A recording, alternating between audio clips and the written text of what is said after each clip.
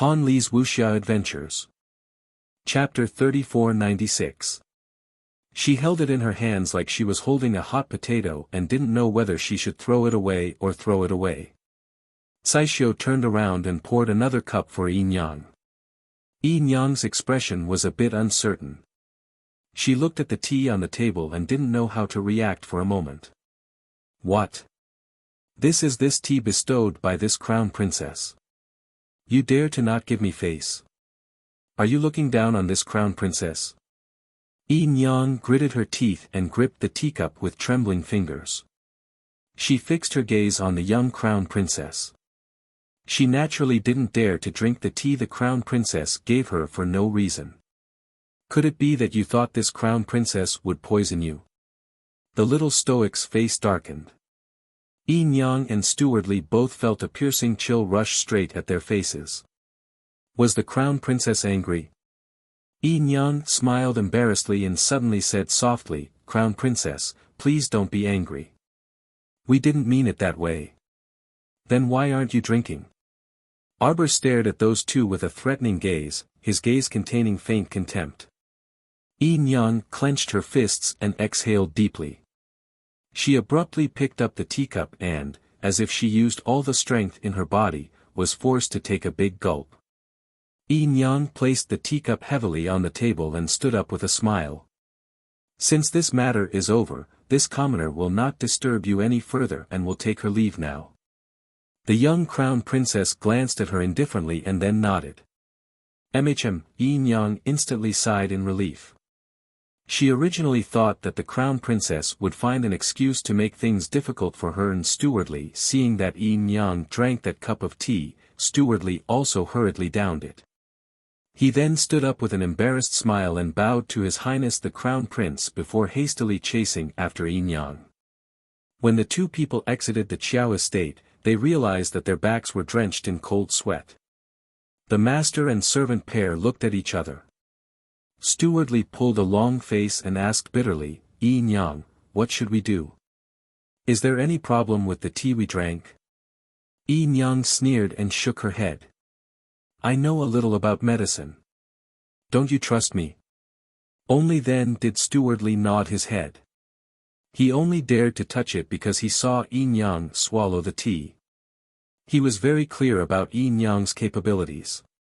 If someone wanted to poison her in front of her, they definitely wouldn't be able to hide it from Yin Yang's eyes. Yin Yang took a deep breath. She seemed to be suppressing a trace of anger in her chest as she said coldly, "Go back." Today's events were truly too depressing. She had never thought that she would be defeated so many times in front of the young crown princess. She did not even have a chance to retaliate. Stewardly saw that she didn't look worried, so he didn't dare to say any more nonsense. He hurriedly called for a carriage and helped Yin Yang into the carriage. The two of them didn't say anything as they went to Amusement Alley. However, as soon as the carriage made a turn, a group of agile masked men in black suddenly jumped down from the eaves. They pulled out their long swords and stabbed at the window of their carriage. Stewardly was scared out of his wits and couldn't help but cry out in alarm. On the other side, Arbor put down his cup and coldly said, "We've only been back for less than a day and the news has already been leaked. They came to my Qiao estate to show off." "Heh," Arbor said with an icy gaze. "Even if they don't die, they have to be taught a lesson. Lest everyone thinks that this crown princess is easy to bully." Xiao Zhongbang, Wei Ziqin, and the others looked at each other in dismay. Chapter 3497. Only now did she find out that Jojo had actually secretly made a move against Yin Yang and her servant. Wei Ziqin couldn't help but want to shed a tear of sympathy for Yin Yang and her servant. Not only did they come to give away money, but they were also turned against by Jojo and had to pay back a huge debt. They thought that this matter was over, but it turned out that it wasn't. There was probably a good show waiting for the two of them on the way back. How pitiful. Wei Ziqin and Xiao Zhongbang couldn't help but shake their heads. This couple was actually still too naive. The purple forest guards that Xiao Mu secretly sent out chased after Yin Yang and Manager Li all the way to the entrance of Amusement Alley. They only stopped when they reached the entrance of Amusement Alley. At this moment, Yin Yang didn't have a single good piece of flesh on her body. Steward Li was in an even worse state. His nose was bruised, his arm was broken, and a large piece of his head had been sliced off by the sword light. Blood was gushing out of it. The two of them went out in a grand fashion and returned to Jade Tripod Market in grief like beggars. When hunchbacked old Li saw their miserable state, he was so frightened that he almost fell to the ground. "Steward Li, what happened to you?" Xiao Ying-chun greeted him with a frightened expression.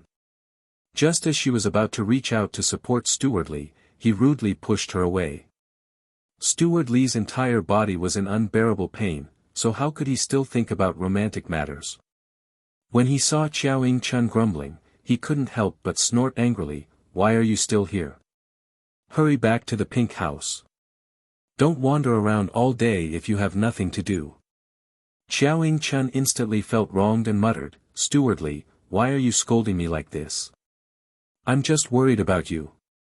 At this time, Yin Yang had already been helped into the courtyard by hunchbacked old man Li. She was extremely flustered and couldn't help but look back a few times. She anxiously shouted, "Quick, quick, quick.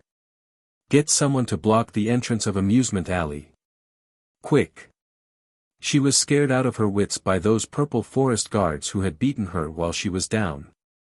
Although she didn't know who had beaten them, she had a vague feeling that the Crown Prince Consort was involved in this matter. Who did she offend? How did she end up in such a miserable state? He lost his money and almost lost his life. Hunchback Old Li quickly brought his men to the amusement alley for an inspection, and the news he brought back was that no one was following them. Yin Yang collapsed on the stool. Old Li invited a doctor from the Jade Tripod Market to treat her injuries. "What's going on, Yin Yang? Who's after you? How did you and Manager Li end up in such a sorry state?" Yin Yang heaved a sigh of relief. She covered her throbbing chest with one hand and recalled the scene of dozens of agile men in black chasing after them. She couldn't help but feel a faint sense of panic in her heart. She was indeed too naive. It was probably because she had not been respectful enough in front of the Crown Princess. Who would have thought that retribution would come so quickly? "Yin Yang, it's the Crown Princess, isn't it? It was that malicious woman who did it." Xiao Ying-chun couldn't help but shout, her eyes flickering with flames of fury. "I knew she was a bitch. She bullies the weak all the time and doesn't treat us commoners as humans. Grand Aunt Wan Wan, lower your voice." After this incident, Steward Li was completely afraid of that stoic-faced little Crown Princess. She wasn't someone he could offend. Their attitude today was still considered good, right? They even handed over spirit coins and debt. But he didn't expect that even so, they still incurred the wrath of the little Crown Princess and were hunted down. Manager Li could not figure it out no matter how he thought about it. Chapter 3498. Why the hell did the young Crown Princess send people to kill them? Steward Li looked around, afraid that one of the Crown Princess's hidden guards would suddenly jump down from the roof. If that happened, they would all be in trouble. Xiao Ying-chun angrily said, "What are you afraid of her for? Heh, we have so many people in Jade Tripod Market, so why should we be afraid of her? Yin Yang, we absolutely can't let today's matter rest. I heard that the bitch brought the entire Qiao family back. Those people only have some mediocre martial arts skills. Just grab a few of them and you'll definitely be able to make that slut surrender without a fight. At that time, not only will we be able to take revenge for today, we might even be able to send that slut to the pink brothel and let her enjoy all." Before Xiao Ying-chun could finish speaking, Yin Yang pounced on her and gave her a ruthless slap and a kick to her chest. She flew out like a kite with a broken string and smashed into a nearby cabinet with a bang. Half of the items on the cabinet were smashed into pieces and fell to the ground. It could be seen how fast and accurate Yin Yang's kick was. She didn't leave any face for Xiao Chun. "I think you're the vicious little bitch." Yin Yang glared at her with cold eyes and said, "You just want our entire jade tripod market to fall into a state of eternal damnation." If Xiao Chun had really listened to Yin Yang and courted death by attacking the young crown princess, with the cultivation methods of those black-clothed people today, their entire jade tripod market would probably be destroyed right before their eyes. "Guards! Send this slut back to the pink brothel. If there's nothing else, she's not allowed to leave that place." "And no, Yin Yang, listen to me, Yin Yang, Yin Yang. Let go of me, let go." Xiao Chun struggled with all her might in the hunchbacked old man Li's hands. Her eyes shot out a venomous light, but she was powerless. She was thrown into the carriage and her throat was viciously choked. It was only then that she lost her voice. "Do you understand what Yin Yang said?" Old man Li used his large, rough palm to forcefully slap her slightly tanned face twice. "In the future, don't act on your own initiative. Just do your job properly." Although Xiao Chun was filled with hatred, there was nothing she could do. The next day, Yin Yang suddenly realized that she had rashes all over her body. The symptoms didn't seem like poisoning, but she couldn't even leave the house. On the other hand, Manager Li was even more terrified. His illness was somewhat difficult to talk about. On the other hand, as the crown prince would be leaving tomorrow, the great emperor specially set up a banquet to send him off. Although it was only a small banquet held in the palace and not many people attended, the entire palace became lively because of this small banquet. The servants became busy like flowing water. The great emperor's harem was very clean. There were no concubines at all. Therefore, this small banquet should only be held by the Empress Dowager, the Emperor, Arbor, and Mo Lien. However, when Arbor arrived at the Extreme Time Hall's banquet hall, he discovered that there were two other unfamiliar women sitting beside the Empress Dowager. Seeing her enter, the two women stood up and bowed, saying in unison, "Greetings, Crown Princess." Xiao Mu reflexively narrowed her eyes as she sized up those two girls from the corner of her eye. Their faces were elegant and beautiful, each with their own merits. The woman on the left looked more docile than the woman on the right. The woman on the right had a long, slender neck, proud and graceful like a swan's. When she bowed, her head was also held high. "This is Alchemist Dan." Empress Dowager Chen pointed at the white swan. Chapter 3499. After speaking, he pointed to the gentle woman on the left who was bowing and said faintly, "This is Princess Yenyun of Zhu Xi country. She has been in the palace for a long time, but the crown princess has been busy and has never met her." Arbor raised her eyebrows. "Zhu Xi country's Princess Yenyun? Wasn't that the woman that the old woman wanted to give to imperial father to be Mo Lien's stepmother?" She sized her up a few times and saw that Princess Yen Yun nodded slightly and gave her a faint smile. Her appearance was very beautiful, and her temperament didn't seem like a tsundere. However, when she thought that this woman wanted to steal the position of Mo Lien's mother, she felt a little uncomfortable. Her gaze towards Princess Yen Yun gradually turned cold. She had never met her mother-in-law. Although she hadn't seen her before, she knew that she was someone who couldn't tolerate even a grain of sand in her eyes. If she really let these strange women become Lien's stepmother, wouldn't her mother-in-law be angered to death when she woke up? No, definitely not. Arbor glanced coldly at Zhu Xi country's Princess Yenyun and said, "No need to be so polite." Princess Yenyun didn't get angry when she saw her cold expression. Instead, she nodded at her in a very gentle and friendly manner and said softly, "Crown Princess, Yenyun came uninvited. It's a bit rude." Since this small banquet only invited family members, it was really inappropriate for Princess Yenyun and Shan Yi-su to come. However, Yenyun refused the Empress Dowager's invitation several times and couldn't refuse. She could only brace herself and come. However, Pill Master Dan, who was sitting next to her, seemed very happy. He must be very interested in this small banquet. One couldn't hit a smiling person. The little crown princess was indeed a bad person, but she never threw a tantrum at a smiling person for no reason.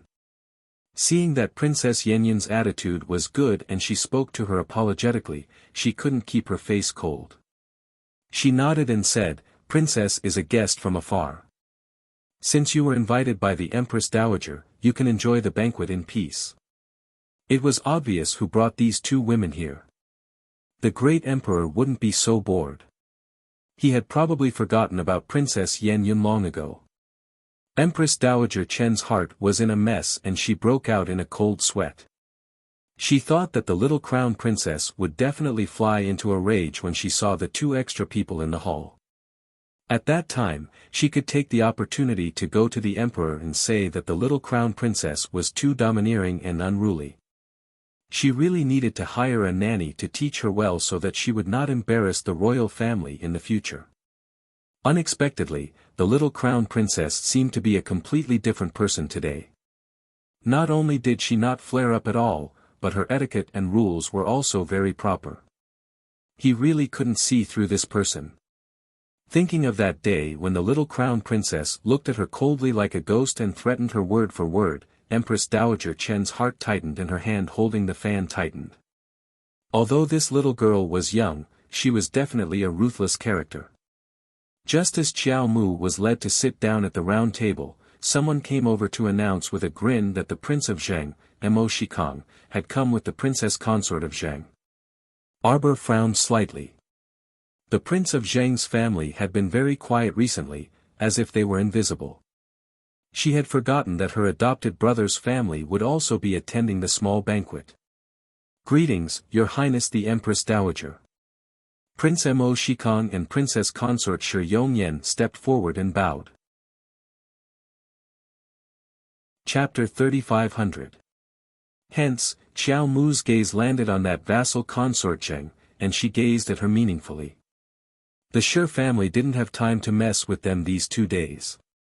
After the crown prince left the capital and she was free, she would definitely come to their family's second miss to give a grand gift. Shi Yongyan bowed her head slightly in greeting. Suddenly, she felt a slight chill on her neck. She subconsciously raised her head and met Arbor's cold eyes. For some reason, Shi Yongyan's body trembled slightly. There was a kind of panic that spread from the bottom of her heart. The little crown princess's gaze was as cold as water. It was bone-chilling, frightening people to the point that they didn't dare to take a second look. What was going on?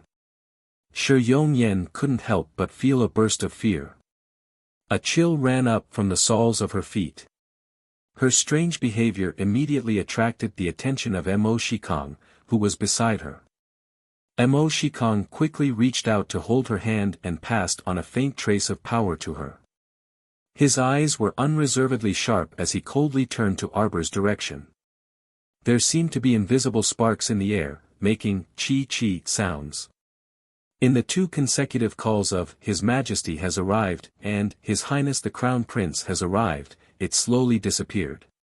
Empress Dowager Chen chuckled and let Mo Shikang and his wife rise. Everyone also rose to greet His Majesty and the Crown Prince. Princess Yenyun and Alchemist Dan greeted Mo Shikang and Princess Consort Zheng before sitting down. "Alchemist Dan, are you used to living in the palace?" the emperor asked casually. Dan Isu stretched her beautiful and slender neck and nodded with a smile. "Very used to it. Thank you for your concern, Your Majesty." Arbor couldn't help but sneer in his heart. However, he didn't show it on his face. When Mo Lien saw Mo Shikang and his wife, as well as the 2 extra idlers, he merely creased his brows. Afterwards, he attentively picked up food for his wife and served her food. The Crown Prince originally thought that only the Empress Dowager would be invited to this small banquet. He didn't expect to invite Mo Shikang and his wife, as well as Princess Yenyun and Alchemist Dan. Inviting Mo Shikang was a bit more prestigious. In any case, Mo Shikang and his wife were his nominal brother and sister-in-law. But why did Princess Yen Yun invite him?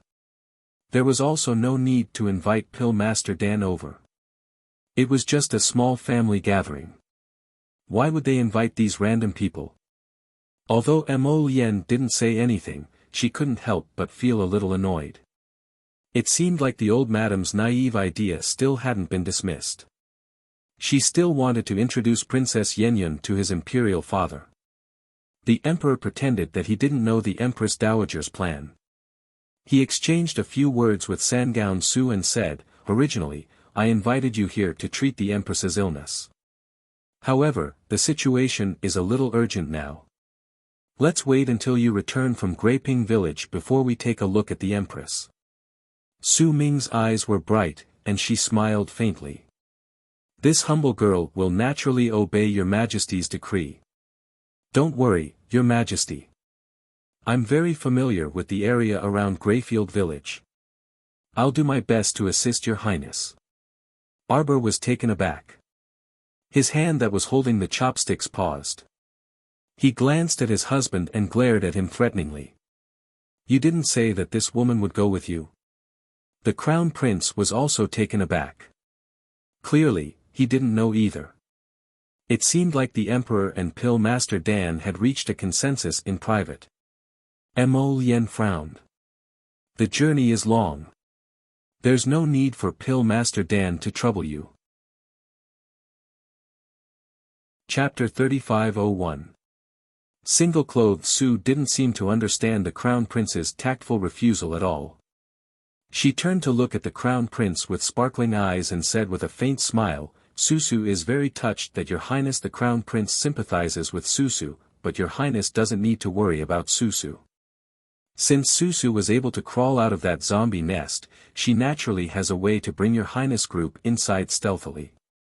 Heh, she kept saying, "Susu." It looked like she was very familiar with the Crown Prince. The young Crown Prince consort glanced at her, a hint of indifference in her eyes. Truly a self-righteous fellow. She would just sit on the side and watch how her husband slapped her in the face. Mo Lien creased his brows and coldly swept her a glance. He turned to say to the Emperor, "I'm not used to bringing women with me in the army." Single-clothed Su's faint smile froze. The Emperor also couldn't help but be taken aback. He then advised his child, "Alchemist Shan is at least familiar with the environment there, and her pill refinement skills are miraculous. If you bring her along, you'll get twice the result with half the effort, and father will also be at ease." Mo Lien shook his head. "No need. It's inconvenient for a woman like her to follow the army." As a result, single-clothed Su's smile completely froze on her face. She didn't expect His Highness the Crown Prince to speak so bluntly and not give her any face. She was a divine-rank alchemist renowned in the 3 provinces after all. When had she ever suffered this kind of disrespect? Single-clothed Su didn't show any dissatisfaction on her face. She merely froze for a moment before smiling again and saying, "Since Your Highness the Crown Prince insists that you don't need Susu to follow, then Susu won't join in the fun." "How can that be?" The Queen Dowager hastily pulled her hand and advised, "The journey to Greyfield village is long and fraught with danger. If there isn't an outstanding alchemist in the army, how can the Crown Prince's safety be guaranteed? There are alchemists and apothecaries in the army, so there's no need for the Queen Dowager to worry." Mo Lien icily interrupted the elderly lady's words and picked up a bamboo shoot for his wifey. The little stoic was expressionless, as if their words didn't match her at all. She only ate 2 mouthfuls of the food the Crown Prince gave her. Her small mouth moved, but she didn't feel like responding to them. The Emperor was baffled, and he reflexively turned to look at the little stoic. However, he was amused by her nonchalant attitude. "Crown Princess, what do you think?" The Emperor couldn't bear to see his daughter-in-law idling on the side. Hearing this, Empress Dowager Chen turned to look at Arbor and said calmly, "The Crown Princess is a sensible person. She should know how to persuade the Crown Prince."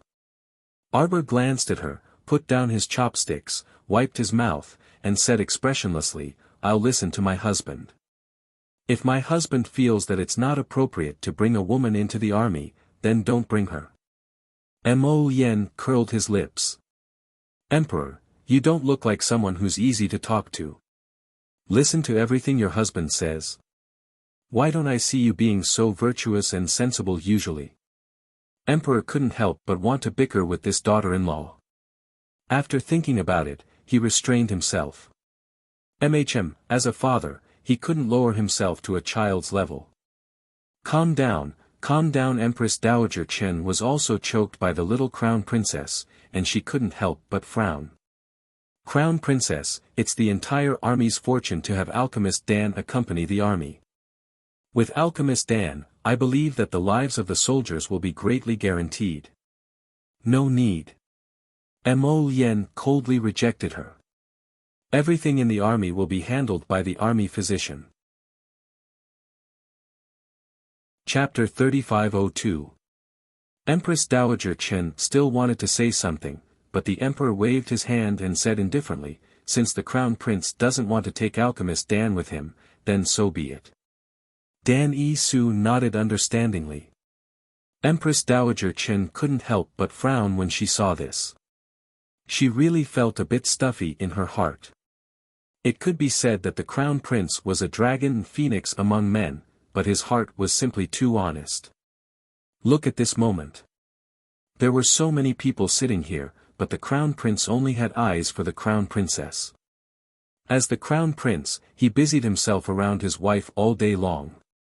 Looking at how he served the dishes, it was clear that he usually did this at home. Empress Dowager Chen looked at Arbor with a sharper gaze, as if she was looking at a demon who would bring disaster to the country and the people. Her eyes were full of disapproval. Arbor was too lazy to pay attention to this old lady. Anyway, people who didn't like her no matter how they looked at her. She wouldn't live with this old lady in the future, so why should she be angry with her? She was too lazy to pay attention to her. She ignored the old lady, but the old lady didn't want to let her go. She wanted to find fault in everything. After a few bites, the old lady said indifferently, King Zheng, I heard that you and the crown princess had some disagreements a few days ago. Is there such a thing? Mo Shikong's fingers tightened slightly. He hid the trace of anger in his eyes and lowered his head in silence. Sitting next to him, Princess Consort Zheng, Shi Yongyan, hurriedly smiled and smoothed things over. It's nothing. Thank you for your concern, Empress Dowager. Speaking of which, the crown princess is His Highness's sister-in-law. How can His Highness be at odds with her? Oh. The old Empress Dowager glanced sharply at Shi Yongyan and then turned to look at Arbor. I heard that the crown princess took care of King Zheng's younger brother, Su Shihua, in the academy a few days ago. You seem to have heard a lot of things. Arbor sneered. His attitude was naturally not respectful at all. The Empress Dowager's eyes flashed with anger. She had long known that this girl was extremely disrespectful to her. At this time, seeing that she dared to mock her in front of the great emperor, she slammed the wine cup on the table with a bang. How rude! Empress Dowager Chen turned to look at the emperor and tried to persuade him. Your Majesty, you saw it with your own eyes. The crown princess is so unruly. How can she be the mother of the nation in the future? In my opinion, we should find 2 nannies to teach the crown princess proper etiquette in the palace. Mo Yen angrily tossed the wine glass away. Without saying a word, he pulled his wife up. She coldly said, in the future, Imperial Father doesn't need to invite us husband and wife to such small banquets. Everyone's faces immediately turned awkward. Did the crown prince think that everyone present, except for his Imperial Father, was an unrelated person? Empress Dowager Chen was so angry at Prince Mo that she almost fell backwards. She trembled as someone helped her up and pointed in the crown prince's direction. The emperor couldn't help but feel a bit angry. Although he had been very filial to the Empress Dowager for the sake of the previous emperor, between his son and the Empress Dowager, he could only choose his son thus, he couldn't help but grumble, Empress Dowager, why do you keep mentioning nannies? The crown princess is a spiritual realm cultivator. She usually has to cultivate. The meaning behind her words was, who would have the free time to come and learn your palace etiquette all day long? Chapter 3503. Little glutinous dumpling, stop right there. The crown prince's back stiffened slightly. This unreliable father of his actually called him by such a strange name in public. He really wanted to slap him. The emperor hurriedly flashed in front of the two and glared at his willful son with displeasure. Imperial father knows that you dote on your wife, but you, he lowered his voice and said to the crown prince, your grandmother is old. She threw away her wine cup and left after saying a few words to your wife. Aren't you making things difficult for your wife? Besides, why are you being so calculative with an old lady like her? It's not difficult for me. Arbor looked at the emperor blankly. What's difficult about me? My mother taught me that I have to obey my husband when I get married. I have to do whatever my husband says. Mo Lien, the emperor, the two of them looked at each other. The emperor glared fiercely at his son several times. His daughter-in-law's bad habit was most likely caused by his son's indulgence. She even said that she had to obey her husband when she got married. Ha! If his son wanted to rebel, just see if this little thing would reach out and viciously slap his son to death. She kept saying that she had to obey her husband when she got married because his simple-minded son had completely expressed what she wanted to express. Of course she had to obey her husband because she was simply obeying her own heart. Useless fellow. The emperor glared at his son several times, using his eyes to convey this message. Mo Lien looked innocent and raised her hand to firmly grasp Arbor's small hand. Imperial father, my wife is mine. If I don't dote on her, who else would dote on her more? Look at this palace. Everyone wants to make things difficult for her. Mo Lien tilted her head and considered for a moment, then said, I'd better not leave the capital. What if those blind people come to torment her again after I leave the capital? What should I do then? My wife is so weak, helpless, and pitiful. She'll be taken advantage of and wronged. The emperor rolled his eyes every time Mo Lien said something. When she said that she was weak, helpless, pitiful, and wronged, the emperor's nostrils were about to spit fire. What a deceptive son. Your father really wants to ask you, ever since the two of you returned to the divine land, when has your wife ever suffered any losses or grievances? I'm not going to Graping Village. Mo Lien had a solemn expression as she said, Imperial father, it's better to send foster brother to handle such an important matter. Mo Shikong's eyes lit up slightly. Taking advantage of the situation, he got up and cupped his hands. This son is willing to serve Imperial father. The great emperor narrowed his eyes and turned back to roar at his son, you said you'd go, but now you're backing out. Aren't you just worried that your wife will be bullied? Imperial father promises you. After you leave, no one will be able to bully her, okay? Then you have to give her a token. Otherwise, how could she convince the masses? Mother's phoenix seal had been sealed for a long time, so it would only accumulate dust if it was left there. Why don't you give her to my wife? The crown prince suddenly suggested. His phoenix eyes rolled around as he glanced at his father.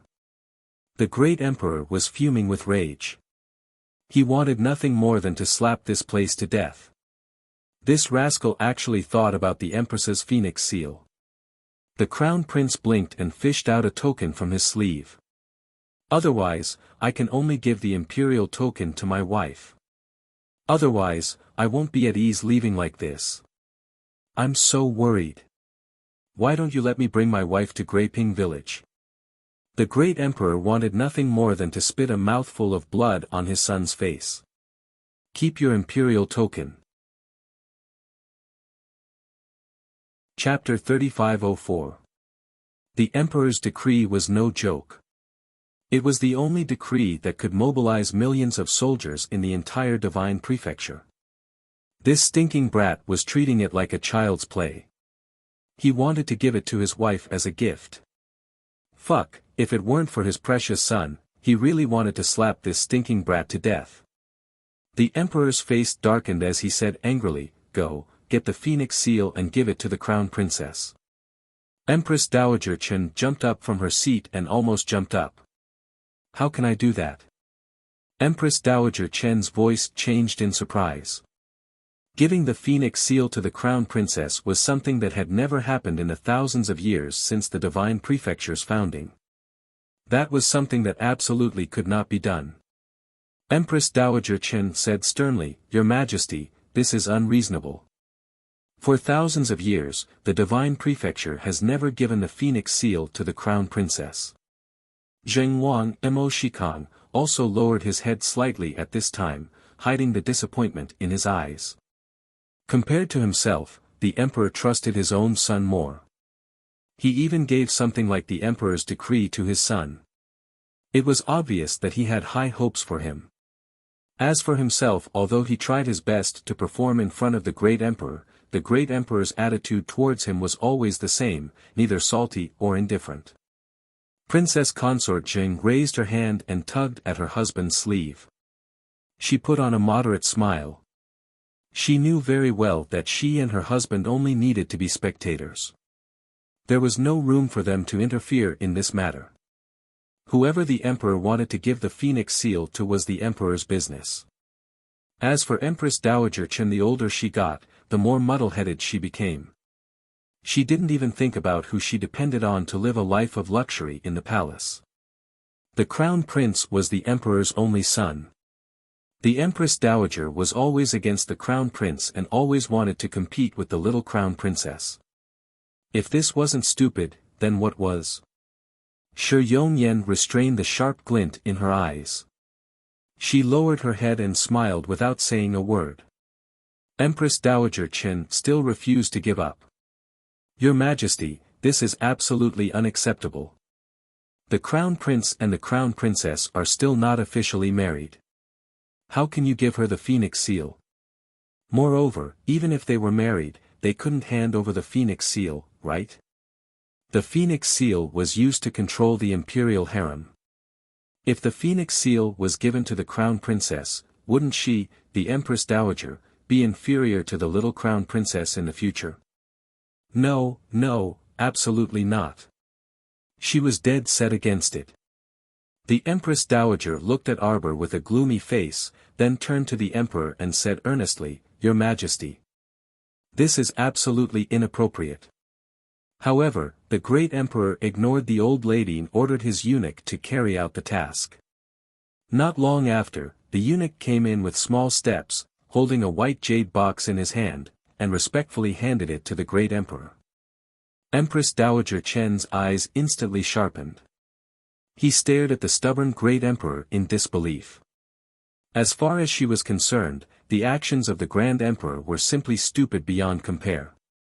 How could he listen to the crown prince and directly give the phoenix seal to the little crown princess?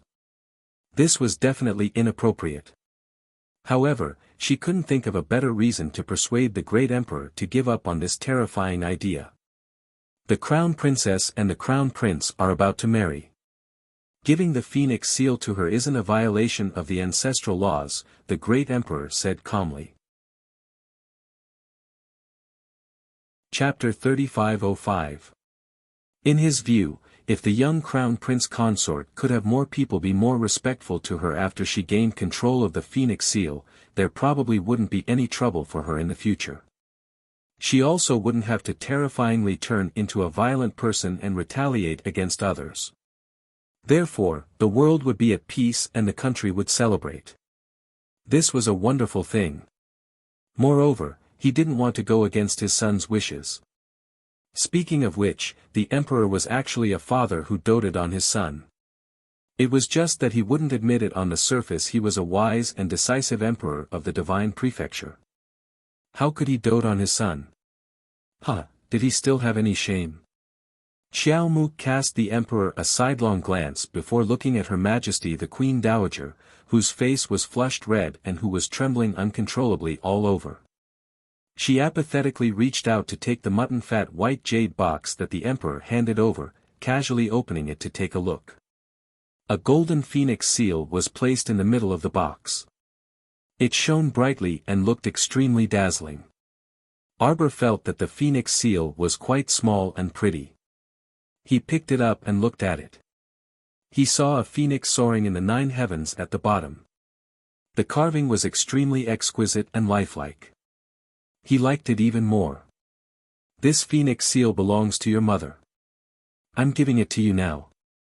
You have to take good care of it. Don't lose or damage it. The great emperor was still worried, so he warned the child not to play with the phoenix seal on impulse. She wasn't stupid. Why would she play around with the phoenix seal for no reason? She wasn't crazy. The little crown princess looked at the emperor as if he was looking at an idiot. That look made the emperor want to go berserk. Why was this child so uncute? Your Majesty. Empress Dowager Chen wanted to say something, but the emperor reached out to stop her. All right, Empress Dowager. This emperor has made up his mind. That's all. Empress Dowager Chen was anxious and angry, but she couldn't do anything. She could only nod and admit defeat for now. However, in her heart, she couldn't help but be more wary of the little crown princess. Don't look at this girl's cold and unscheming appearance. She definitely wasn't that simple now. She went with the flow and accepted the crown prince's words. Didn't she feel embarrassed at all? Only then did the great emperor smile. He turned around and glared at his son.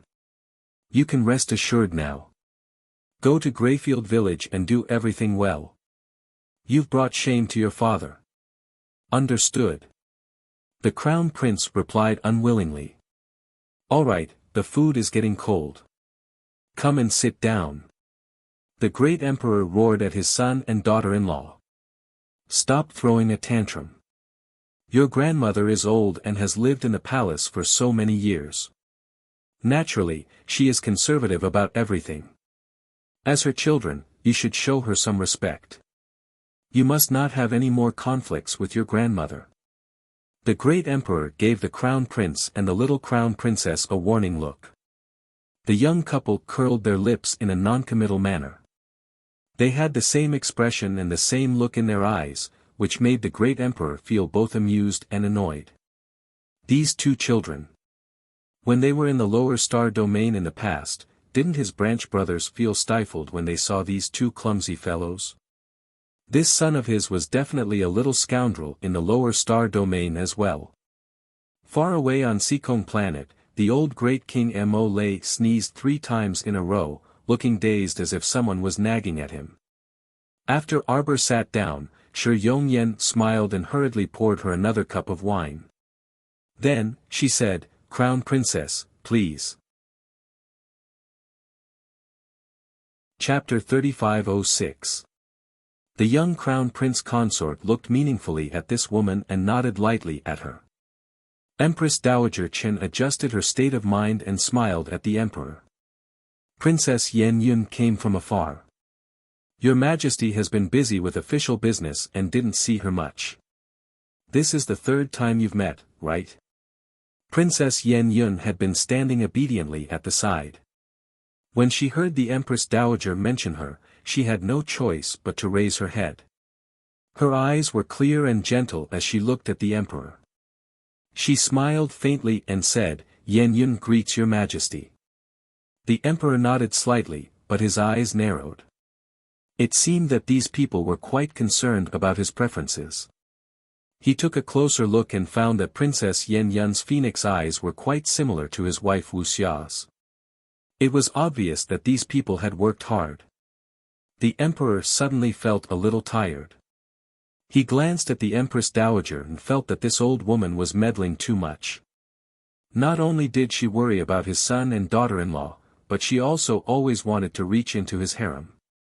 The emperor frowned slightly and suddenly felt that the dishes in front of him were a little more tasteless. His poor Wuxia was still lying in that cold place. Because he was worried that every time he opened that layer of ice, he might damage her body. He had to endure and not disturb her sleep. His Wuxia wasn't actually dead. He could hear her heartbeat. But after so many years, her heartbeat had become slower and slower. If he couldn't make the soul-returning pill as soon as possible, he was afraid thinking of this. The emperor didn't want to stay here and listen to Empress Dowager Chen's endless chatter about Princess Yan Yun. Little glutinous dumpling, you have to leave at dawn tomorrow. If there's nothing else, go back early and pack up. The emperor meant that the meeting was adjourned. Poor Empress Dowager Chen, who was enthusiastically talking about Princess Yan Yun, was suddenly interrupted and looked a little embarrassed. Shi Yongqian pulled her husband up and bowed to the emperor at the same time. Father, rest early too. The emperor nodded and gave his son a look before leaving. After saying goodbye to the Empress Dowager, he strode away. Empress Dowager Chen glared at the emperor's back with a bit of annoyance. She suddenly felt like she couldn't control her son anymore. No matter how much she nagged, the emperor was like a one-track mind. Look at what he had done to his harem over the past decade. Many palaces and courtyards were empty. Even if there were some beauties in the harem, their fates were the same as Princess Yan Yun's. Some of them had been in a palace for 3 to 4 years, but they still didn't get to see the emperor. Princess Yan Yun didn't get angry. Instead, she smiled and said, "Your Majesty and the Empress are deeply in love. I've long heard about it. Your Majesty doesn't need to force Your Majesty to accept her." The little crown princess looked at Princess Yan Yun curiously. She saw that her eyes were clear, as if she really didn't care about His Majesty's attitude. He immediately felt that she should be an interesting girl. The two of them left the palace and boarded the carriage. Starlight accompanied them all the way to the Eastern Palace. "Jojo, after your husband leaves, you must take good care of yourself." Mo Lien reached out and pulled her into his arms, gently brushing away a strand of hair from her temples. "You must make me feel at ease." Sir Jojo nodded vigorously.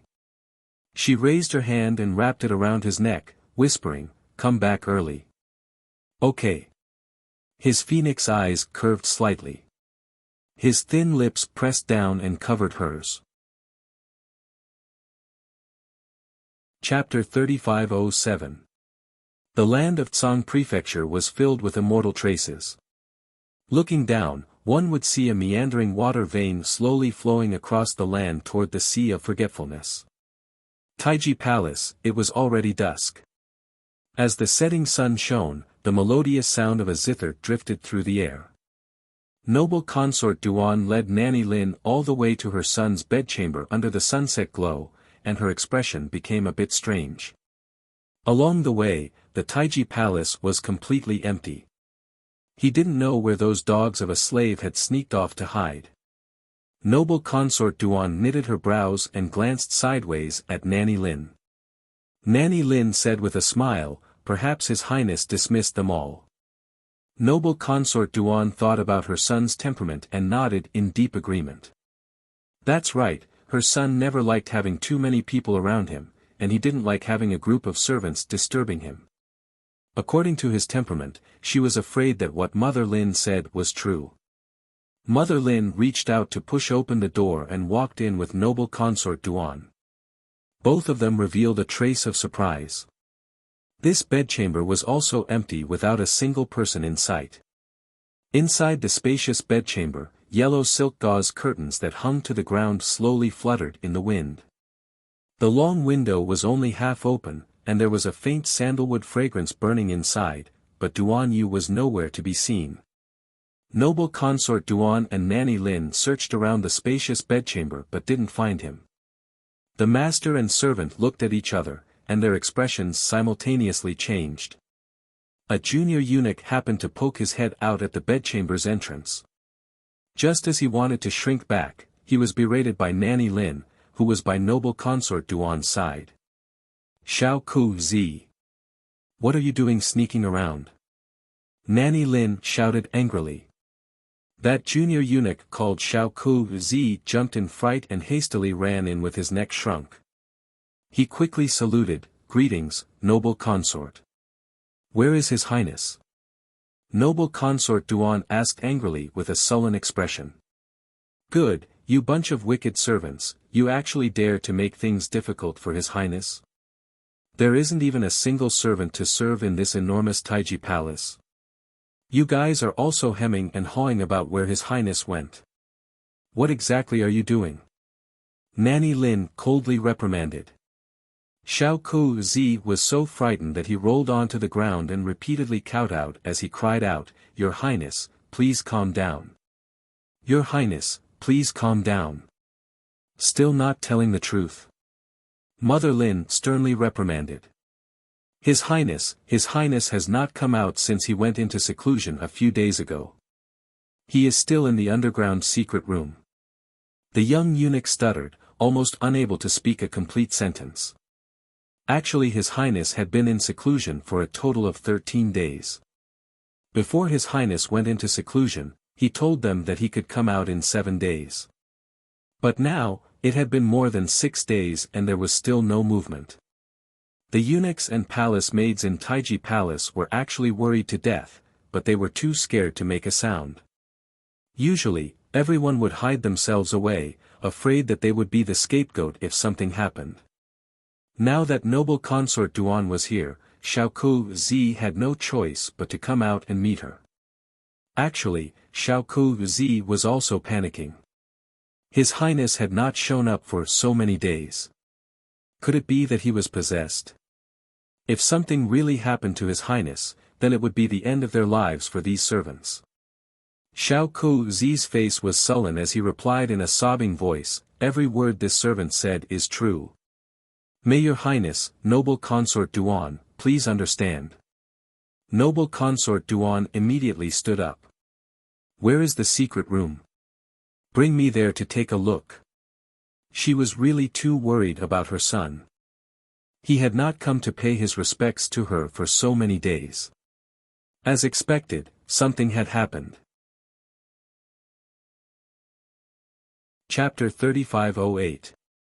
Xiao Kezi looked up at Noble Consort Duan nervously and said with a bitter face, Your Highness, Prince Chen said not to disturb him when he is in seclusion.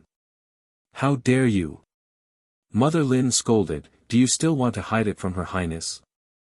If His Highness is in seclusion for a long time, he will definitely tell Her Highness.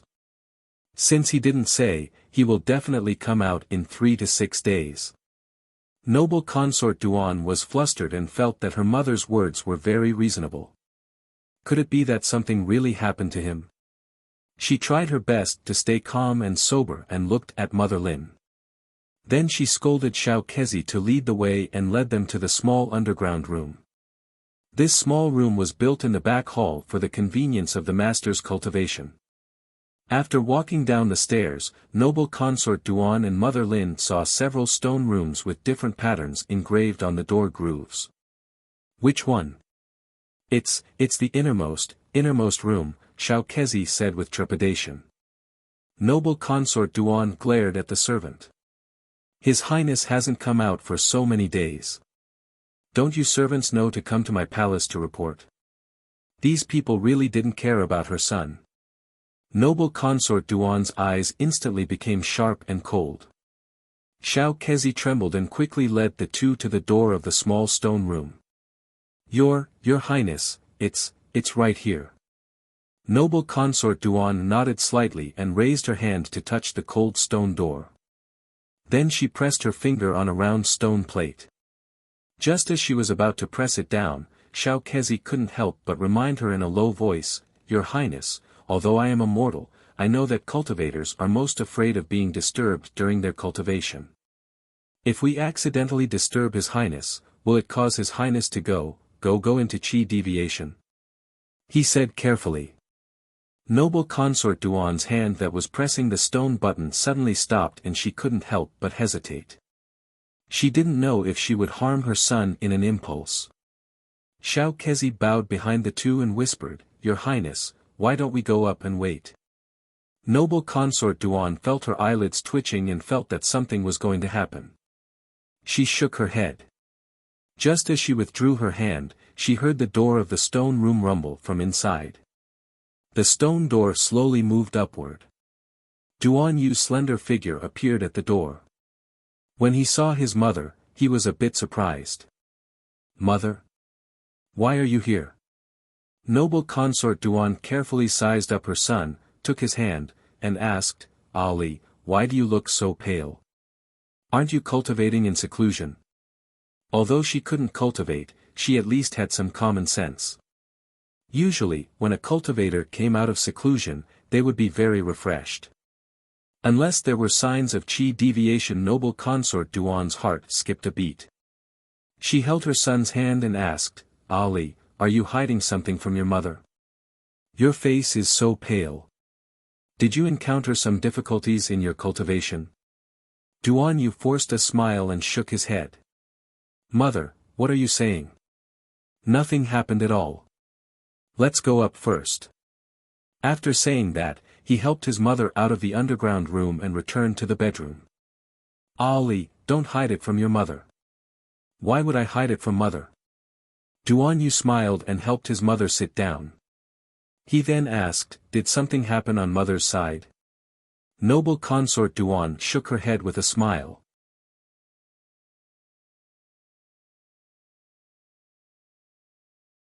Chapter 35:10. Imperial capital of the Divine Prefecture Eastern Palace. Kai Xiu ran over to report to her, beaming with joy, Crown Princess, a large batch of blank jade slips has arrived from outside the palace. Do you want to go out and collect them now?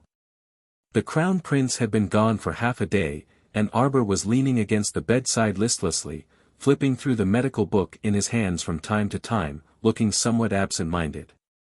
Hearing Kai Xiu's voice, Sir Jojo raised his little head. Let's go take a look. 100,000 blank jade slips had arrived. That was naturally an excellent thing. She had drawn so many talisman arrays in the lower star region, and had used up all the jade slips in her possession. She had been waiting for these blank jade slips for the past few days. Kai Xiu went forward with a chuckle, draped a coat over her, and called Kai Chi out to arrange a carriage. The delivery of the jade slips has been stopped at the Imperial Palace's north gate. Kai Xiu smiled and said to Arbor, Crown Princess, go take a look when you're done. This little Crown Princess had been silent for most of the day, reading by the window alone. She must have begun to miss His Highness the Crown Prince. Kai Xiu wanted to distract the little Crown Princess, lest her thoughts become too heavy, so she deliberately instigated her to go out for a walk. Li Yi, Li Yi. Kai Xiu called out twice. Li Yi jumped in from the window like a ghost, looking expressionlessly at the little Crown Princess.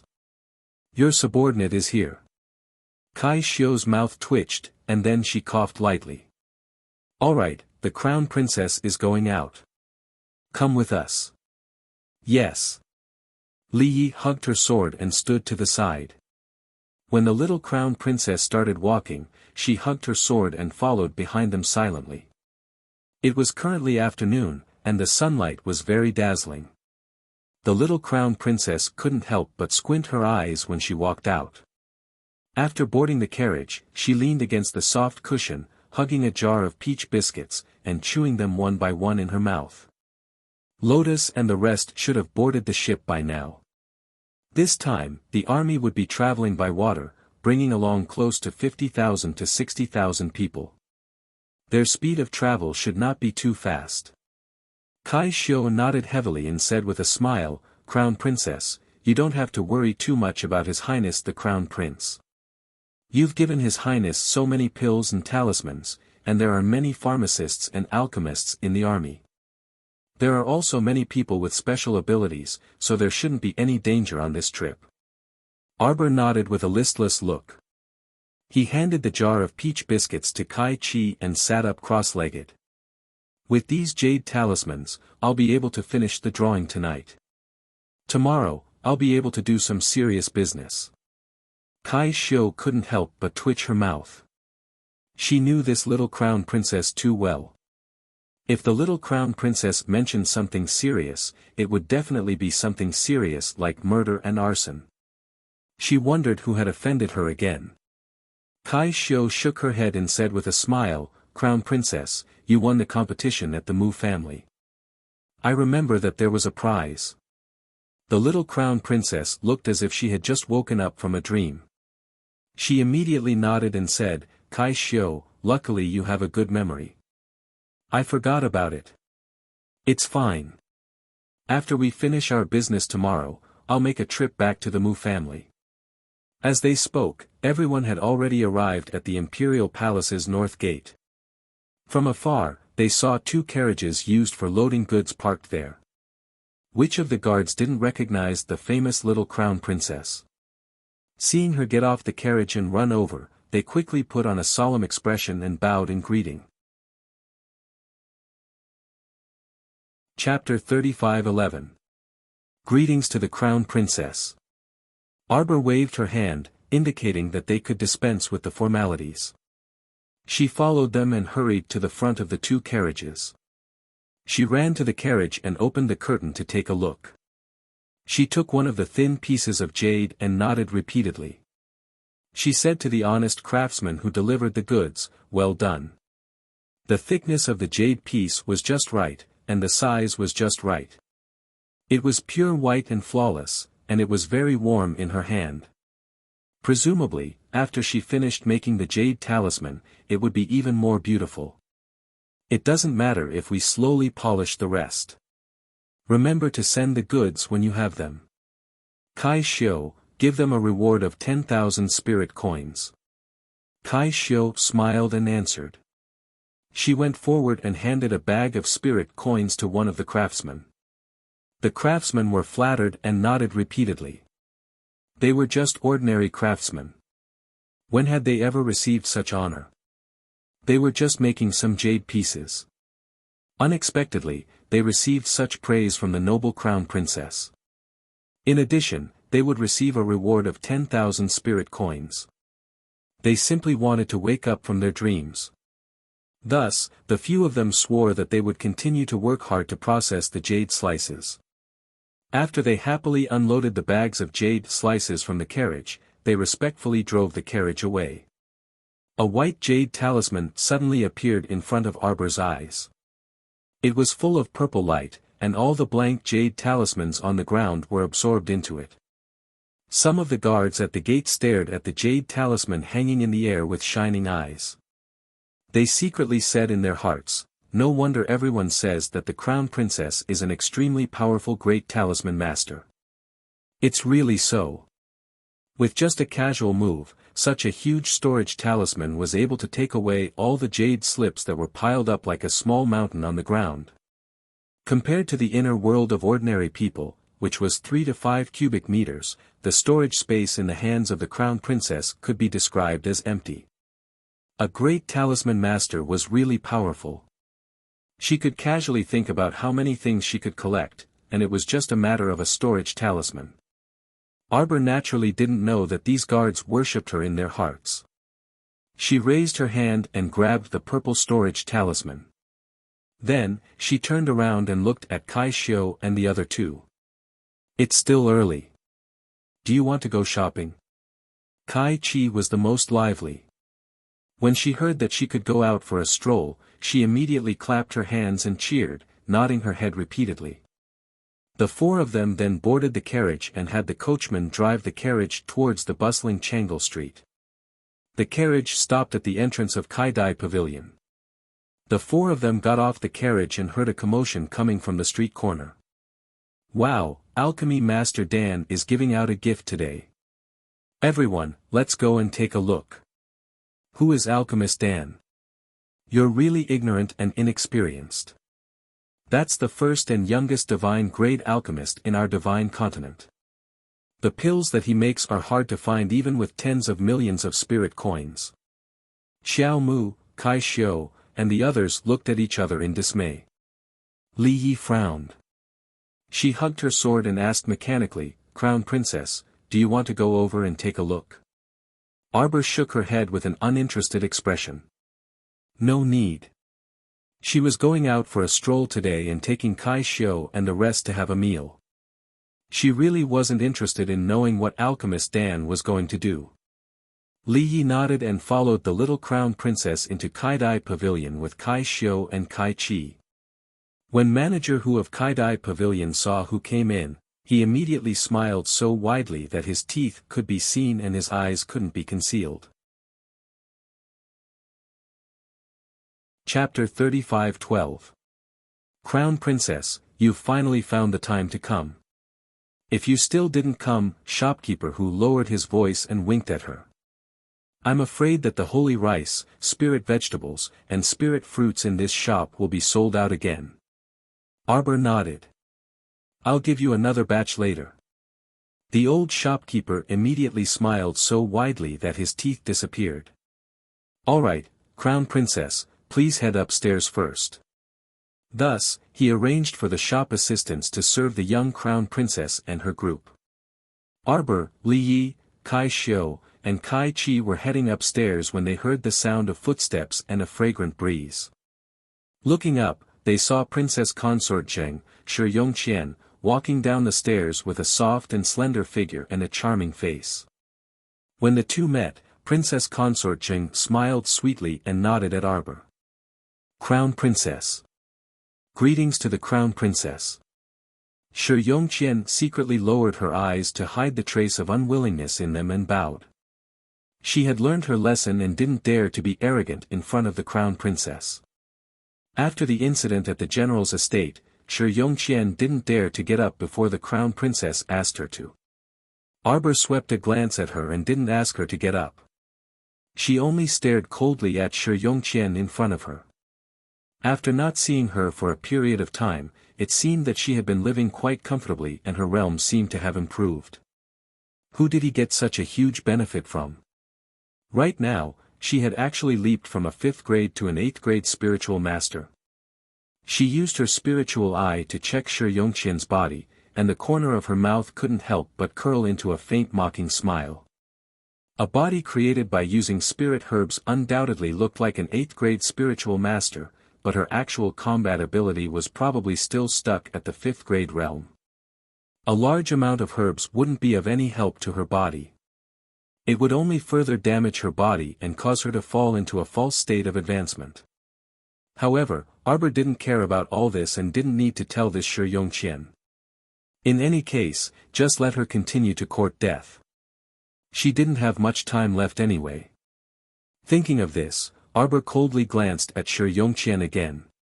He walked past her half-squatting body with his head held high, not giving her any face at all.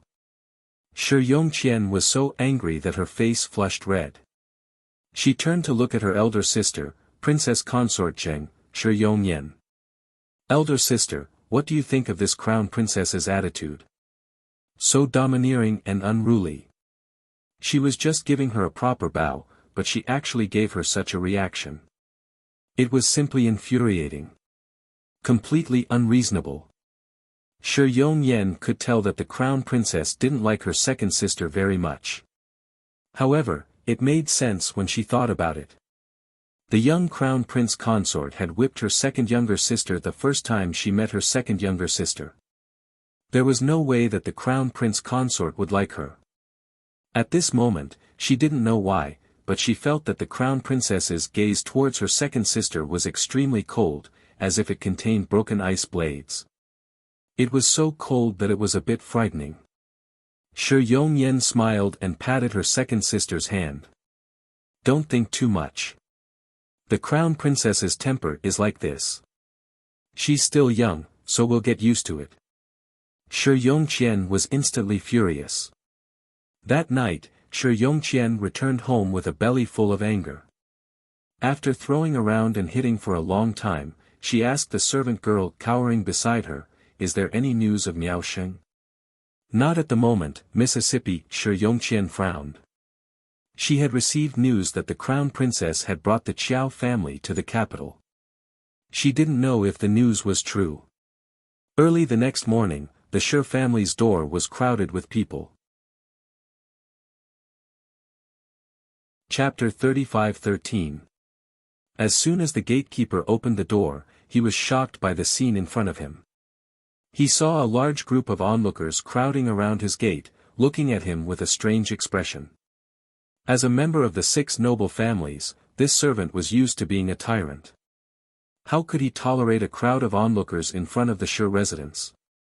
He immediately shouted, "What are you doing?" and was about to step out of the door to chase the crowd away.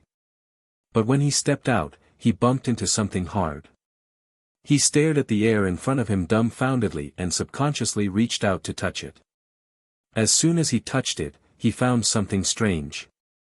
He saw that the finger was sinking into the ground along with the fluctuating light halos. As if it was attracted by something, the finger was suddenly rebounded by a force, giving him a fright. He didn't know what was going on, but the onlookers outside saw everything clearly. They saw that the entire Shi residence was surrounded by a large talisman array, completely covering the Shi residence. This talisman array seemed to have built a transparent protective layer, like a transparent bowl, completely covering the Shi residence. The manservant didn't know that there was such a barrier at the door. When he rushed out, everyone saw with their own eyes that he bumped into the thin wall of the bowl and was immediately rebounded by the force. Everyone couldn't help but look at each other in dismay. Everyone had a look of surprise on their faces. These passers-by were actually out to buy groceries early in the morning. They saw that this place was filled with purple light that dyed half of the morning sun. Thus, they were attracted to this place with curiosity. But when they got closer, they found that the Shi residence, one of the 6 noble families, was surrounded by a large talisman array. How scary! Who was so determined to go against the Shi residence that they actually set up such a barrier above the Shi residence? Wasn't this a death trap for everyone in the Shi residence? The manservant's face turned pale and he quickly rushed out of the door. With a loud bang, his entire body was miserably rebounded by the force and fell heavily to the ground, revealing a dumbfounded expression. Everyone could clearly see that the binding power of this talisman array was extremely terrifying. Once it was hit by an external force, it would be repelled with 10 times the force. A group of onlookers gathered outside the Shi family's house and looked around.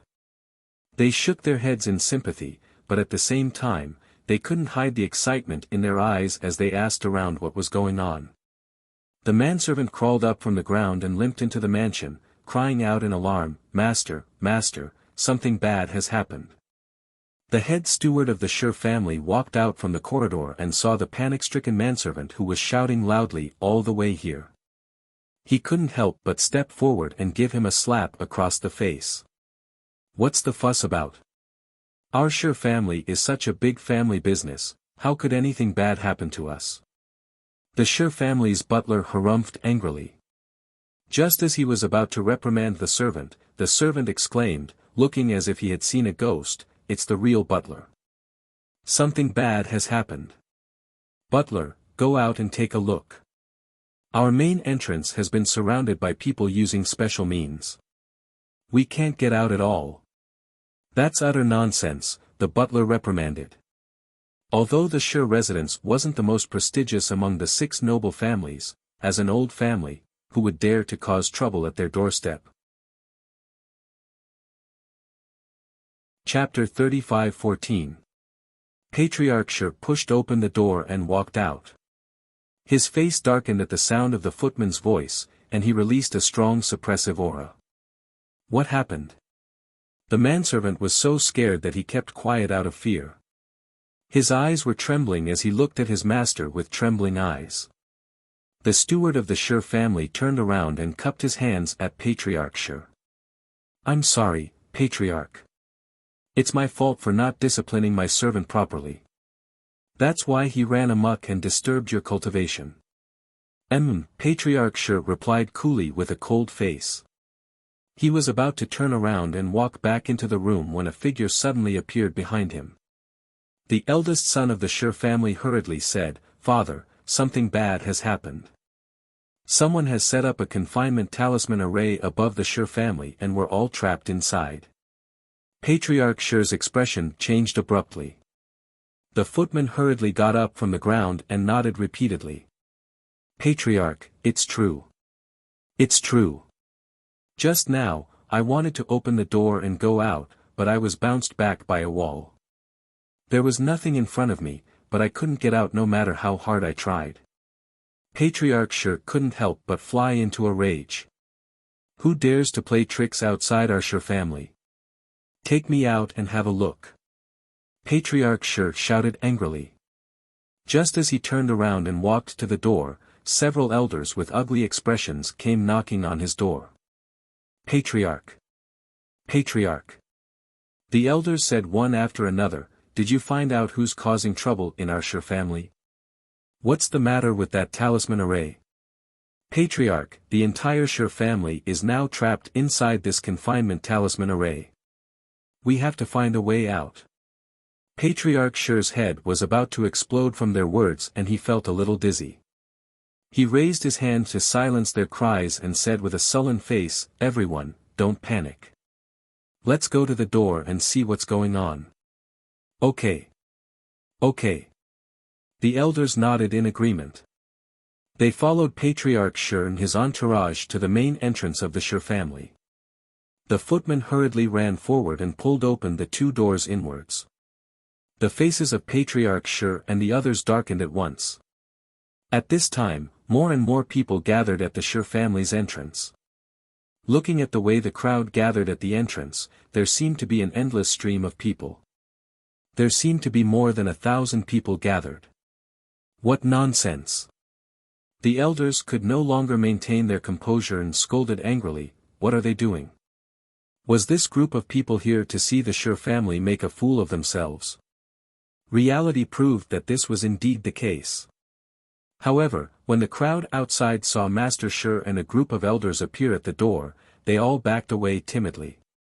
The crowded and bustling crowd instantly fell silent. Many pairs of curious eyes swept over Patriarch Shi and the others. Everyone wanted to know if Patriarch Shi and this group of powerful elders could break through the shackles of the gate and walk out from inside. There was a hint of anger in Patriarch Shi's eyes. He stretched out his hand and shouted at the crowd, all of you, step back. Yes. The elders, Shi family's eldest son, and the steward and footman all took a few steps back. One of the elders even scolded indignantly, these bastards. Don't wait for me to get out. When I get out, I won't let any of them off. Of course, the crowd didn't know that these elders were cursing them in their hearts. They were just watching the show. Chapter 35:15. The eyes of the onlookers lit up when they saw House Head Shi order for everyone to move aside. It looked like House Head Shi was going to make a big move. Would House Head Shi be able to break through this transparent barrier? What a strong confinement glyph formation. Several cultivators descended from the sky and landed in front of the crowd. The woman standing at the very front was surrounded by 2 or 3 female cultivators. Her eyes were like the stars in the sky, shining with light. When this female cultivator appeared, the male cultivators behind her couldn't help but bow respectfully and smile respectfully at her. Fairy Hao Fei. The female cultivators beside Hao Fei swept an indifferent glance over them and didn't speak. When the common people saw that even the cultivators had come to watch the commotion, they couldn't help but feel a bit more daring. When one of the women saw Hao Fei standing next to her, she couldn't help but muster up her courage and say to her, Fairy, you're also here to watch the commotion. I don't know what kind of powerful enemy the Shi family has provoked, but they've covered their entire house from top to bottom. They're trying to think of a way to get out right now. Hao Fei smiled and couldn't help but look curiously at the entrance of the Shi family's house. House Head Shi's old face was cold as he channeled spiritual power into his hands and suddenly sent a palm flying towards the entrance. Hum! A faint sound of air current came from the air. Everyone stared at each other with wide eyes. Only a few cultivators saw that after House Head Shi sent out that palm strike, an even stronger air current bounced back at him. His strength was so great, and his speed was so ferocious that it made people gasp in amazement. Hao Fei's eyes instantly widened. House Head Shi had sent out a palm strike with his cultivation of the 12th level of the spirit realm, but the force of the counterattack exceeded that of the 15th level of the spirit realm. In her opinion, it was no different from the 3rd level of the spirit realm. Hao Fei couldn't help but sigh in amazement. She didn't know if she would be sent flying with her palm if she was trapped in this talisman array. Would she also suffer an even stronger rebound force? This kind of formation could be said to be heaven-defying. Bam! Patriarch Sure barely managed to catch the rebounding force and suddenly spat out a mouthful of blood. This sudden turn of events shocked all the elders of the Sure clan, including Sure Dalong and the housekeeper. Patriarch! They cried out in shock. The patriarch of the Sure clan was sent flying by this force, crashing heavily into a camphor tree behind them. The crowd gathered outside the Sure family's gates were horrified to find that even the towering tree had been broken in half by Master Sure's back. From this, one could see how powerful it was. Father! The eldest son of the Sure family panicked and hurriedly rushed over to support the head of the Sure family, who was bleeding profusely. Father! Father! The eldest son of the Sure family hurriedly reached out and massaged his father's back a few times. With trembling hands, he took out a large pile of medicinal pills and stuffed them into his father's mouth. While the head of the Sure family swallowed, blood continued to flow out of his mouth. His face was as pale as a sheet of paper, and there was a stifling feeling in his chest that could not be released. House head! The elders were all dumbfounded when they saw House Head's wretched state. They looked at each other and then at the crowd gathered outside the Sure family's gates, whispering to each other. Their embarrassment turned to anger, and they couldn't help but shout in unison, "Everyone, let's go together." Chapter 35:16. The Sure clan master was vomiting blood when he heard their cries and wanted to stop them. He had been tricked once and knew how powerful this talisman array was. It was unlikely that he could break it with brute force. However, his mouth was stuffed full of medicinal pills and he was vomiting blood, so the words that came out of his mouth were like gossamer. Without waiting for him to finish, the few impulsive elders all flew to the door. At the same time, they gathered a violent spiritual power in their hands and smashed it against the wall of the gate. Chi chi chi. Wah. Ah. Bam bam. After a few loud bangs, the elders retreated at the speed of light and were flung back by the door's barrier. They crashed into the limestone floor and half of the wall collapsed. Everyone curled up in pain, curling up into the shape of a shrimp as blood spurted out of their mouths. Anxious and angry, the Sure clan master coughed out 2 more mouthfuls of blood. The Sure clan eldest young master was so shocked that his limbs turned cold. He looked at his father in his arms and shouted, "Elders! Elders!" The elders immediately fainted from the pain. The power of their combined attack was naturally much more ferocious than the Sure clan master's. Therefore, the recoil they received was also much more violent than the Sure clan master's. After this, their internal organs were almost ruptured. Cracks also appeared in their Dantian's spiritual ruin realm. They immediately fainted. The onlookers outside the door were even more shocked and frightened. Heavens! The result of the combined attack of so many Sure clan elders was so tragic. Hao Fei couldn't help but click her tongue in wonder. She exclaimed, "What a powerful talisman array, so powerful." "Sister Hao, what talisman array is this?" A round-faced female cultivator couldn't help but ask. "This is a confinement talisman array. It can't have more than one confinement effect." Hao Fei looked at the 36 jade talismans glowing with purple light in the sky and couldn't help but exclaim, "If I'm not wrong, this should be a talisman array set up by an Earth-rank Great Talisman Master." Everyone sucked in a breath of cold air. Earth-rank Great Talisman Master. In the entire upper 3 provinces, the number of people who could become Earth-grade Great Talisman Masters could be counted on one's fingers. Which Earth-grade Great Talisman Master did this? He acted so swiftly and decisively, not giving the Sure family any way out. Speaking of which, the Sure clan was really unlucky. Of all the people they could provoke, they just had to provoke a powerful Earth-grade Great Talisman Master.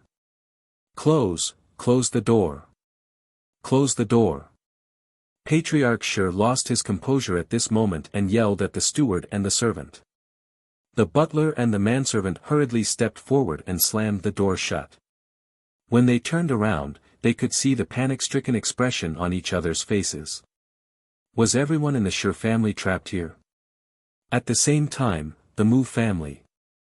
Inside the clan's gloomy dungeon, there was no sunlight at all. Mu Roxuan had been locked up here for more than half a month, and she was about to go crazy. For so many days, no one in the clan was allowed to see her.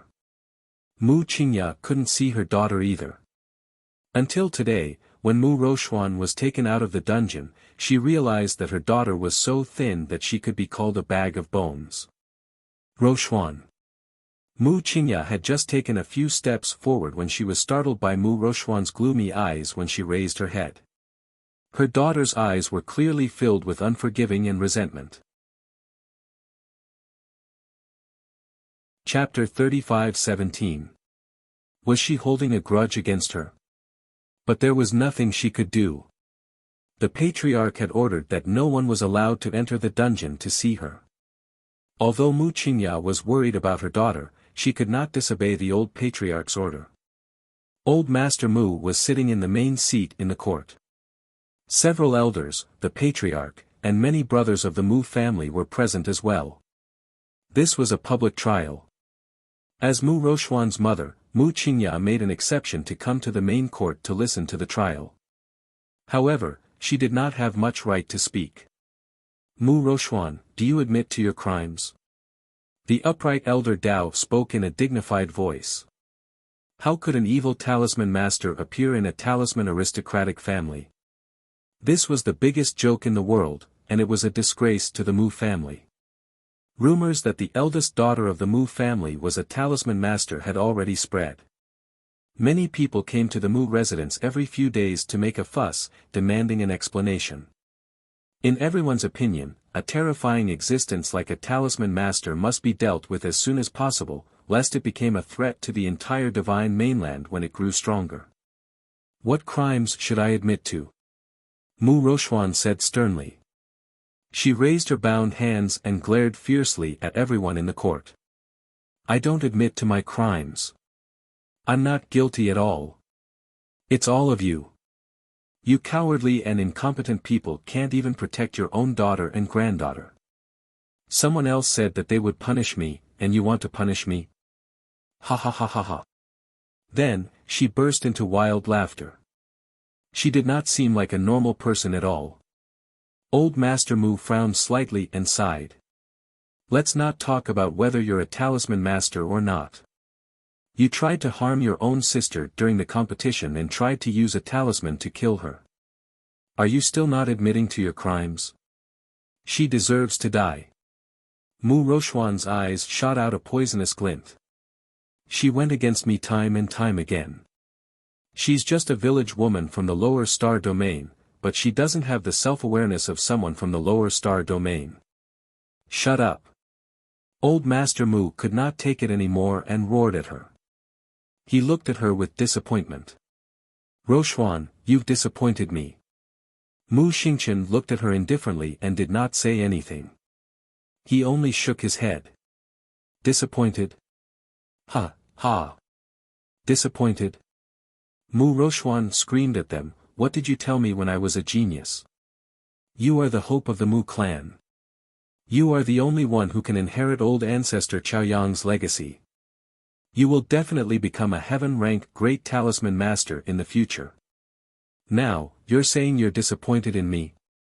It's because in your hearts, there's a better candidate to inherit the legacy of ancestor Zhaoyang. Mu Roxian sneered, why should I become a useless chess piece to be abandoned when a better person appears?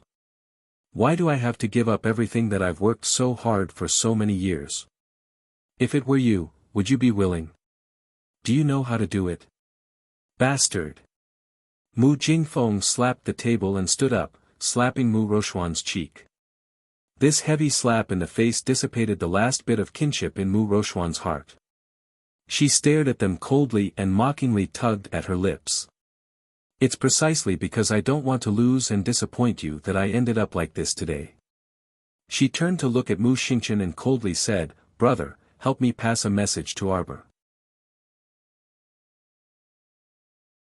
Chapter 35:18. Today, I, Mu Roxuan, will end up like her in Arbor in the future. When the day comes when an even more powerful talisman master replaces her position in Arbor, she will be just like me, pitiful and pathetic. Ha ha ha ha ha. After saying that, she started laughing maniacally. Mu Xingqian had already lost all patience with this younger sister whom he had watched grow up. He coldly said, "Don't worry. Jojo's temperament isn't as stubborn as yours. Perhaps you don't know this, but Jojo has always felt that there's always someone better than him. He's never been as arrogant and egotistical as you, thinking that it's unforgivable for a Jojo from a lower star domain to surpass you." After he said this, he turned his eyes away and did not look at her again. Mu Roxuan, on the other hand, laughed with tears in her eyes, a sharp and cold glint flashing in her eyes. "Today, all of you look down on me, thinking that I, a talisman master, have tarnished the family's reputation. In the future, I want each and every one of you to be unworthy of me, Mu Roxuan." Mu Jingfeng coldly said, "According to the family rules, cripple Mu Roxuan's cultivation, break her arms, and chase her out of the Mu family. Throw her to a remote branch and let her perish on her own." Mu Qingya exclaimed, "Old master, don't." Grandpa Mu also frowned. Isn't the punishment too severe? No matter what, she was still his granddaughter. This child was still young. She had only taken one wrong step, and it was not as if she could not be saved. His original intention was to have this child swear to the heavens that she would never use talismans in the future. He would spare her life and let her go to a remote branch family to strengthen her muscles and bones and temper her temperament. "Father, although I'm Mu Roxuan's father, I definitely can't condone her actions." "Old master!" Mu Qingya cried. She wanted to say a few more words of persuasion, but Mu Jingfeng glared at her with a warning gaze. "Take her away." Jingfeng. Elder Mu frowned. He wanted to say if this punishment was too harsh, but he saw Mu Jingfeng wave his hand and directly had people drag Mu Roxuan away. Mu Roxuan didn't say anything else. She just laughed as she was dragged out. In the evening, Arbor received news about the Mu family from the night pavilion. He only skimmed through the information and then indifferently tossed it aside. Li Yi went forward to destroy the documents. Her eyes were filled with doubt as she asked, "Why did the Mu family only deal with Mu Roxuan now?" "Waiting for me to come back," Arbor said indifferently. Since she wasn't around, if he had secretly dealt with it early on, wouldn't he not be able to sell it in front of her? The little crown princess could not hide the disappointment in her eyes. Crown Prince Consort. Kai Xiu hurriedly walked in and bowed. "Someone from the Mu family has come to deliver a letter to Crown Prince Consort." "Okay, just put it there." Arbor replied with a weary expression and then closed the book with a flip of his hand. "Light the lamp and eat." "Yes, Crown Princess." Kai Xiu nodded. Just as she was about to leave, she was suddenly stopped by Arbor. "No need. Prepare the carriage. I'm going back to the Qiao family." Kai Xiu was startled but did not say anything. She only nodded and went to prepare. When the evening lights were first lit, the little crown princess carriage arrived at the Qiao family's entrance. She jumped down from the carriage with a small floral cloth package in her hand. Kai Xiu and the rest could not help but twitch their eyes when they saw this. The moment the door opened, the aroma of food wafted out.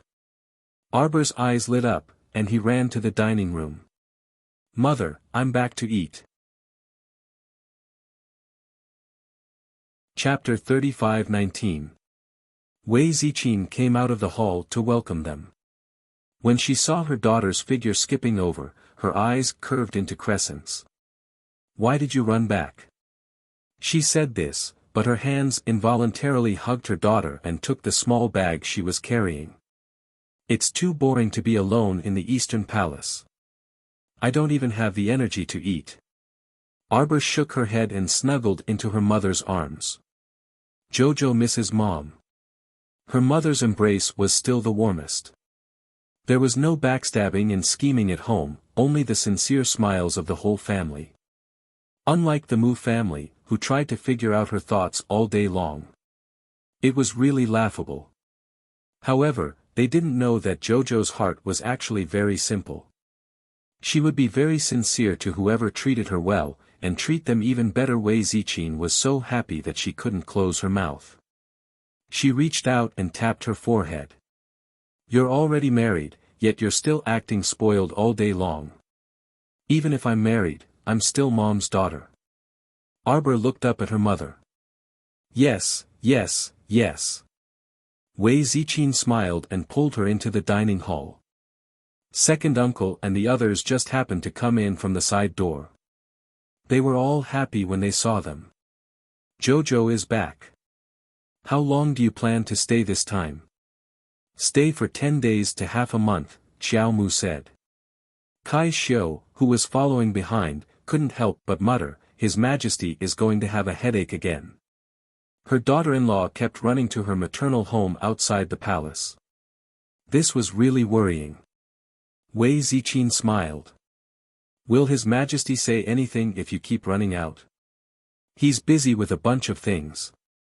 How can he have time to care about me? Sir Jojo snorted. Ren Shi smiled and invited them to take a seat. Eldest sister-in-law, it's good that Jojo is back. She has nothing to do in the Eastern Palace. Arbor nodded vigorously. Eating dragon meat is boring when I'm eating alone. Wei Ziqin couldn't help but laugh. The family happily ate dinner together. Meanwhile, at the Mu family's side, Mu Jingfeng paced back and forth in the room a few times, constantly looking back at the door. Patriarch. Mu Liang's voice made Mu Jingfeng's face light up. Come in. Mu Jingfeng turned to look at Mu Liang with a joyful expression. What did the crown princess say? The crown princess didn't say anything. She only asked someone to accept the letter and sent me away. What? Mu Jingfeng's eyes instantly narrowed. Could it be that the punishment is too light and is still not to her liking? However, if she crippled Mu Rochuan's cultivation and broke her wrists, she would be a cripple in the future. She wouldn't even be able to draw talismans. How could this not be to her liking? Could it be that he had to give the order to kill Mu Rochuan? Mu Jingfeng's eyes glinted sharply. How's the investigation of the Shi family going? Master, there's a triple confinement, rebound, and binding talisman array above the Shi family. Most people can only see the confinement layer. Such a method, Mu Jingfeng's eyes revealed a trace of fanaticism. Have you found out if it was done by the crown princess? It should be done by the crown princess. Mu Liang nodded indifferently. After all, there aren't many people in the world who have such a special talisman crafting method. Mu Jingfeng couldn't help but clench his fists. This daughter must return to the Mu family. He definitely couldn't let such a genius wander outside. Although this daughter of his had always been at odds with him, no matter what, even if he had to resort to underhanded means, he had to make her return to the family. This matter still needed to be considered at length. Mu Jingfeng was currently somewhat regretful that he had fallen out with this daughter of his back then. If he had known earlier, he would have treated her better back then. Chapter 35-20. After eating and drinking to her heart's content, Lady Jojo carried her small floral bundle and returned to her pear-blossom courtyard. Madame Ren asked Wei Ziqin with a puzzled expression, why is Jojo carrying a small bundle around all day? Isn't she a talisman master? She has both a storage space and an inner world. What is she doing running around with such a small bundle around all day? What a joke! Wei Ziqin's mouth twitched. She coughed lightly and said, Sister-in-law, there's something you don't know. This child likes to carry a bundle around wherever she goes. Whenever she goes out, she'll have to carry it around. This is probably one of her hobbies. Hobbies? Madame Ren nodded. Who doesn't have hobbies, right? Crown Princess, someone from the Night Pavilion has sent news about the Mu family. Would you like to take a look? Arbor nodded. She took the letter from Li Yi and glanced at it before tossing it back. Got it. You guys should rest early too. Seeing her indifferent expression, no one said anything else. They turned off the lights and retreated. Arbor lay on her bed, pulled the blanket over herself, and rolled around on the bed. A trace of mockery appeared on her lips. He had already been crippled and thrown to the Branch family. Old Madam still sent people to the Branch family to deliver this and that. Was this just a small token of her affection? A big family was a big family. In the face of benefits, kinship and whatnot were probably just illusory things. The next day, Arbor woke up early and walked out of her room in high spirits. She had just moved her small arms and legs when she saw Li Yi land in front of her with a whoosh. Crown Princess, the Shi family's grand elder, came out of seclusion yesterday. Oh.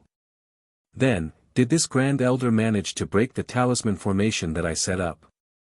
Her 3 layers of confinement, recoil, and binding talisman arrays weren't that easy to deal with. No. Li Yi shook her head. A trace of adoration for the little Crown Princess appeared on her carved little face. That Grand Elder only used 10% of his strength. After he was repelled, he didn't dare to make another move. They're currently trapped in the Shi family residence, trying to come up with a plan. This morning, they sent out a signal to the outside world, but it was blocked by a talisman array. But the Shi family's matter has already caught His Majesty's attention. I'm sure His Majesty will send someone to investigate this matter in the next 2 days. The little Crown Princess replied with an "oh," and did not say anything else. Li Yi asked curiously, when does the Crown Princess plan to deal with them? Let's wait for a few more days. Arbor blinked and walked towards the dining room with his hands behind his back. Sister. Jolin, who was walking towards her, cheered and ran up to her. Sister, you're up so early. Arbor nodded and looked her up and down. Little Lin, you swallowed the bloodshed vermilion fruit last time. The fruit pulp can help you improve your physique and train your cultivation. The core of the fruit will help you comprehend your spiritual roots. You should be able to comprehend one of the 5 spirits now.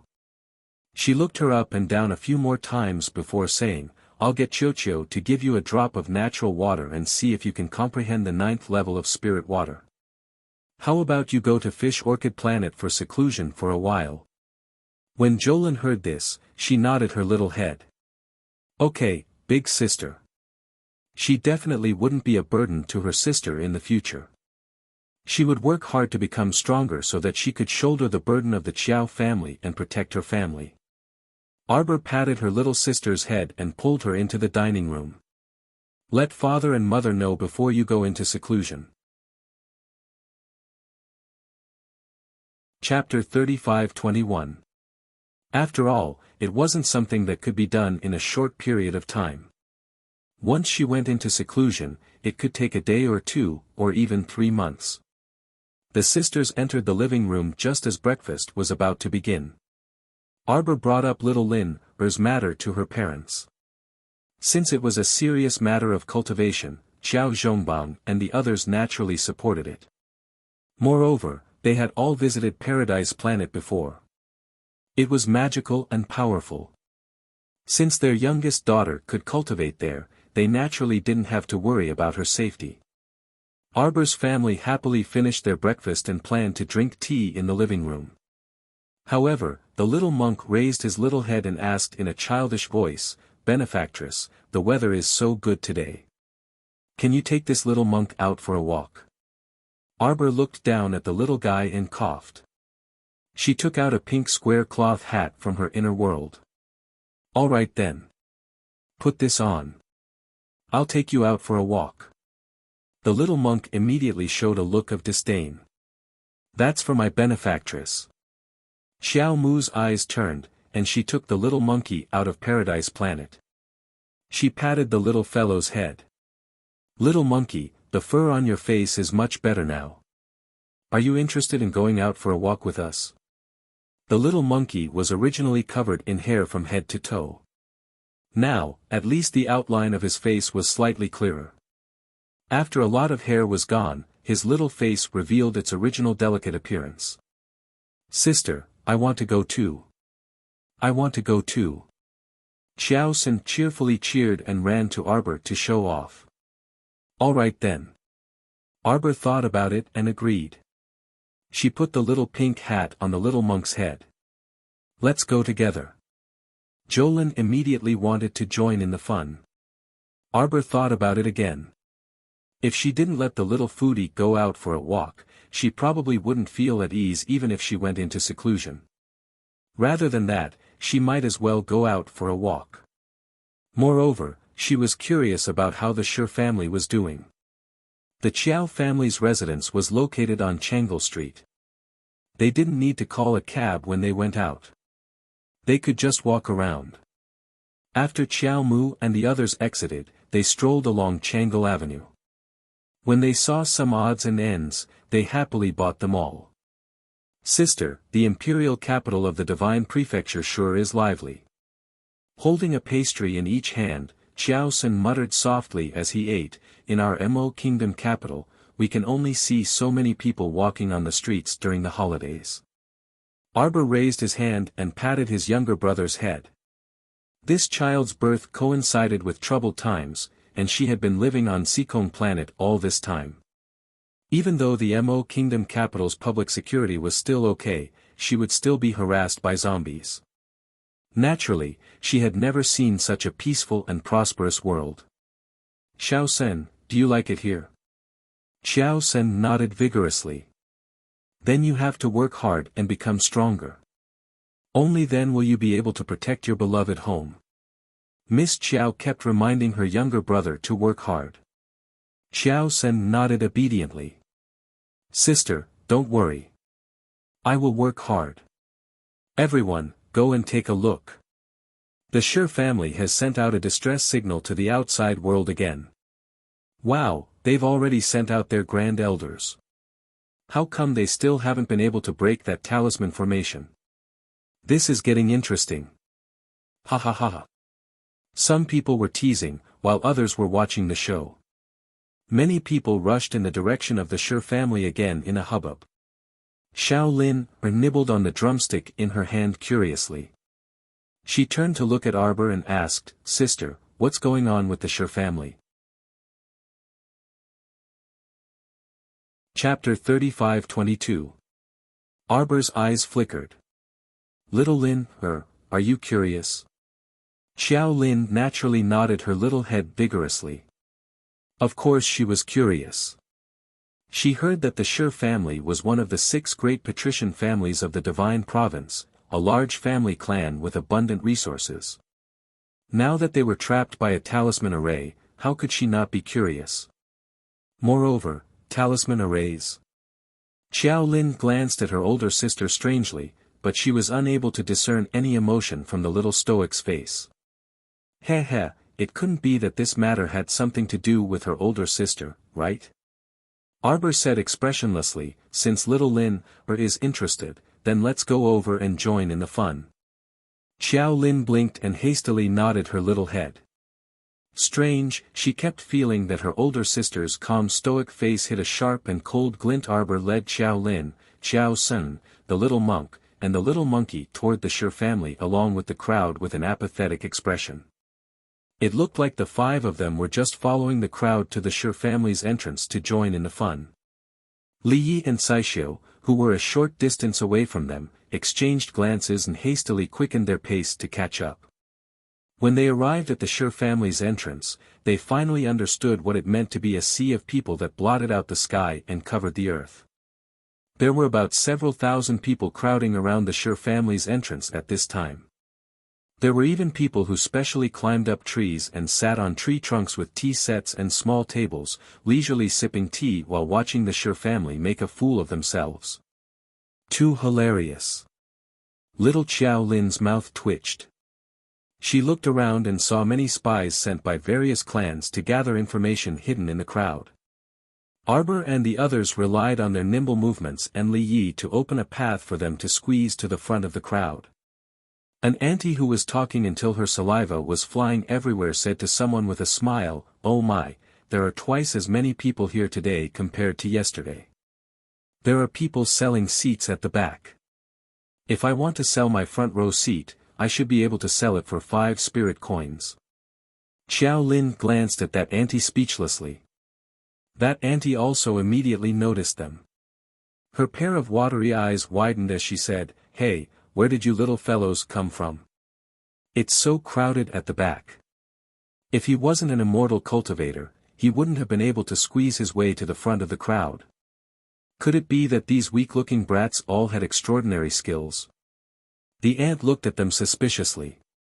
Before she could speak again, a person strode over from the side and cupped his fists at Xiao Mu with an excited expression.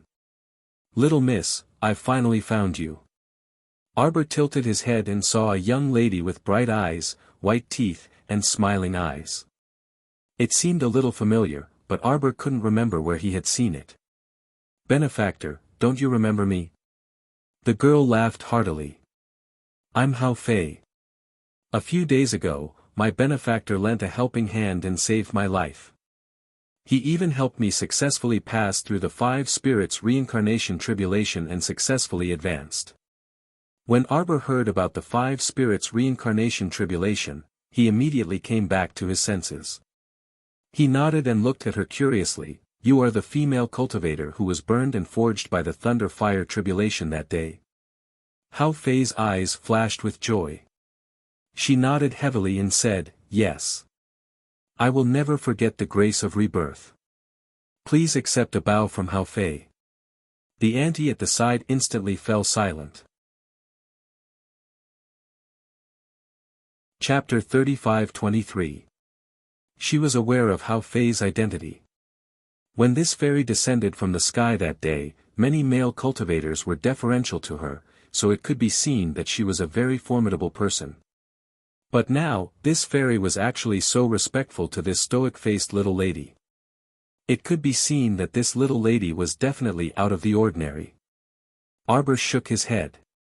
"You don't need to be like this. A favor must be repaid with a gushing spring." Hao Fei bowed and stood up with a smile. From now on, Hao Fei is willing to follow little benefactor and repay the favor of that day. Arbor blinked. "That day, I merely lifted a finger. You don't need to be like this." Hao Fei straightened her face and shook her head. To benefactor, lending a divine object like the giant cauldron that day was a trivial matter, but to Hao Fei, that was indeed an act that saved my life. "Little benefactor, please don't decline." Hao Fei bowed respectfully again. "During this time, I've been searching for traces of benefactor in the city, but I couldn't find you. I didn't expect that I would run into benefactor by chance today." Arbor's eyes brightened. "You're truly willing to work for me. I won't refuse even if I have to sacrifice my life." Hao Fei hastily said, "If benefactor has any doubts, Hao Fei is willing to hand over a strand of her soul." "Sister Hao." The female cultivators behind her couldn't resist exclaiming. Hao Fei waved her hand indifferently. Her life was saved by the young woman, and if it wasn't for the young woman's help that day, then not to mention advancing into the god-rank realm, her soul would have probably been obliterated a long time ago, and even a wisp of ash would have dispersed into the heavens and the earth.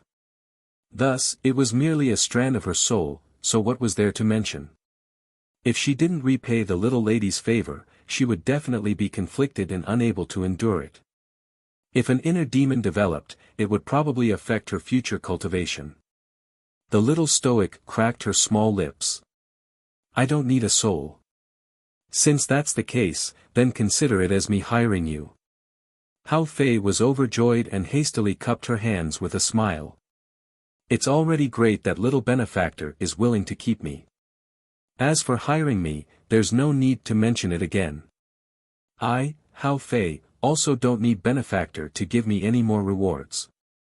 At this time, the 4 female cultivators behind her quickly stepped forward and cupped their hands. "Little girl, we've been traveling Jianghu with Sister Hao for many years, and we've become inseparable. Do you think you can?" An awkward expression appeared on the female cultivator's face as she spoke. This was quite a bit of an attempt to force a sale. After all, they were only level 12 great spiritual masters. They were not God Realm masters. If someone could take out a treasure to help Sister Hao successfully advance to God Realm, he must have extraordinary strength. There was no need to reluctantly take them in. However, they didn't want to be separated from Sister Hao. After so many years of traveling together, they had already become like family to each other. They really didn't want to be separated like this. Arbor glanced at their troubled faces and nodded. "Then I'll hire the 4 of you at the same time. I'll give you a monthly salary according to the market price." The 4 of them immediately beamed with joy and thanked the little girl. The little stoic thought, finally, the Heavenly Pill Dispensary and Heavenly Province Association in the south of the city had hired thugs to protect them. In the future, when her small business expanded, perhaps there would be greedy people coming to make trouble. At that time, with Hao Fei and the others watching over them, she could be at ease. Ao Yi, who was hiding in the shadows, was already silently crying. This was the difference. Chapter 35-24. It was obvious how much the little girl disliked the Crown Prince when he offered himself to her. Look at the female cultivators that the little girl offered to take in now. How good was their treatment? Unlike her and Xiaoyao, who offered themselves to the Crown Prince but no one wanted them. They even had to pay a fee to stay and serve the Crown Prince. Jealousy was heart-wrenching. Tong, who was also hiding in the dark, couldn't help but glance at the kid beside him.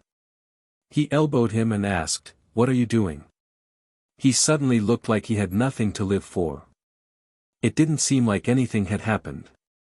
Arbor was in an inexplicably good mood after taking in a few useful subordinates. He didn't think that he would be able to pick up a few more subordinates just by inspecting the Shi clan.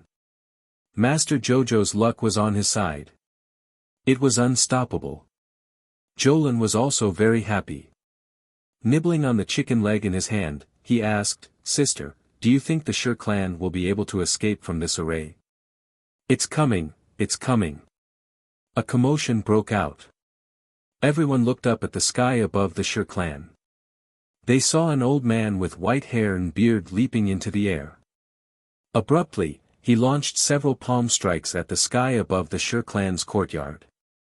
Everyone heard a deafening boom, but the array didn't shake in the slightest.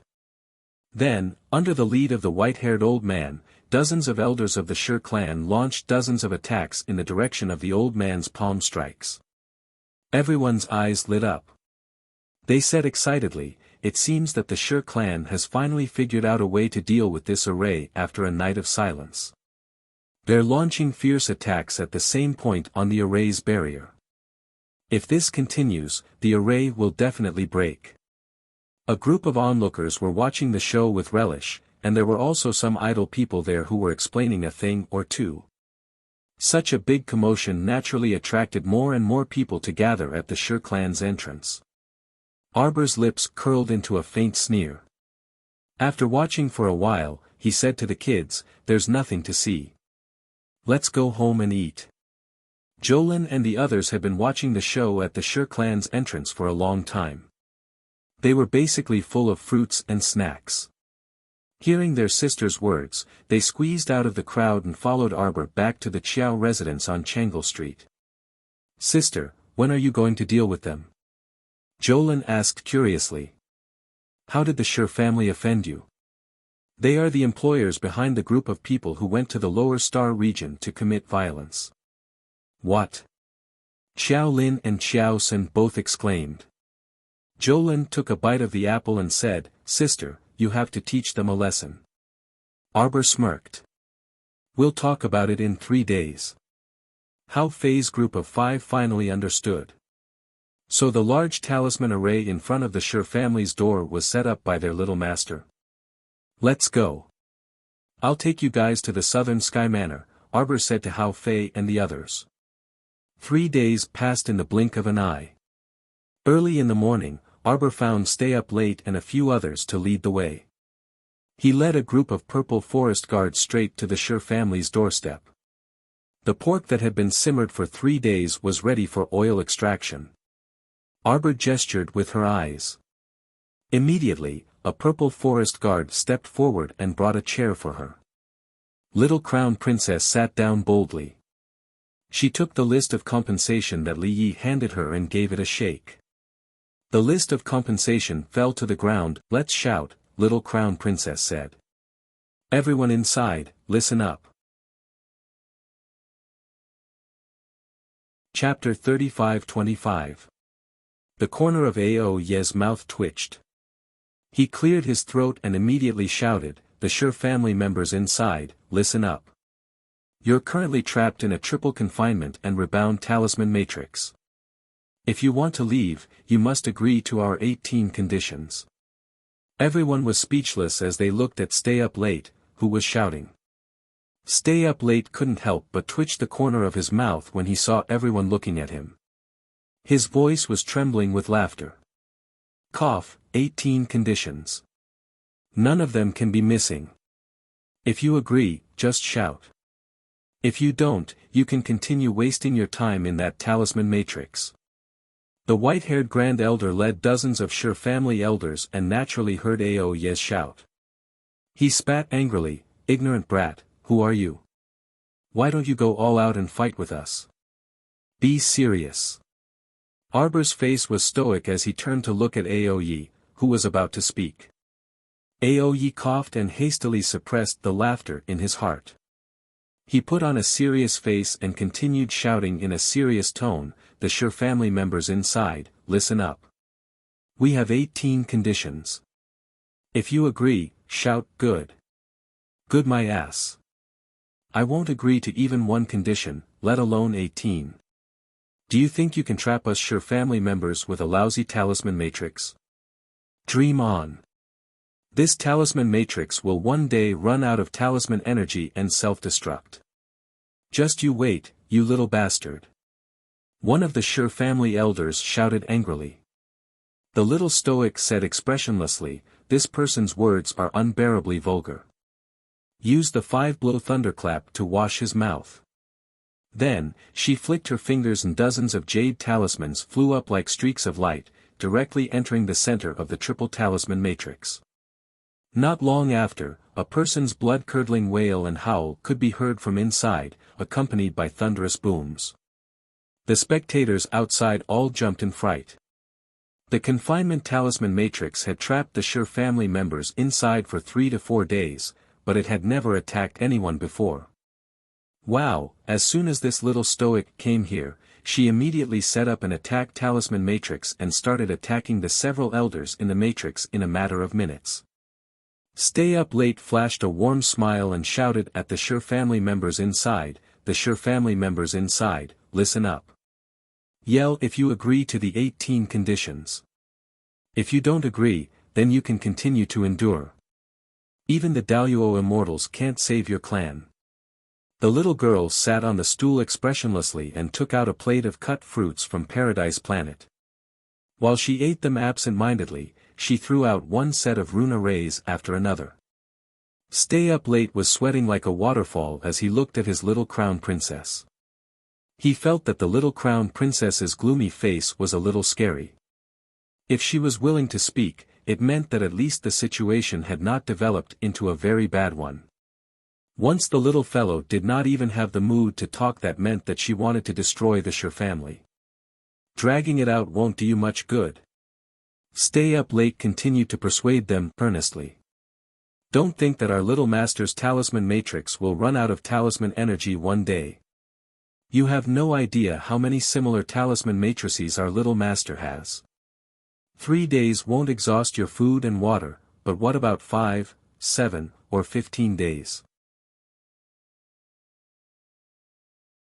Chapter 35-26. 1 month, 3 months, a year and a half.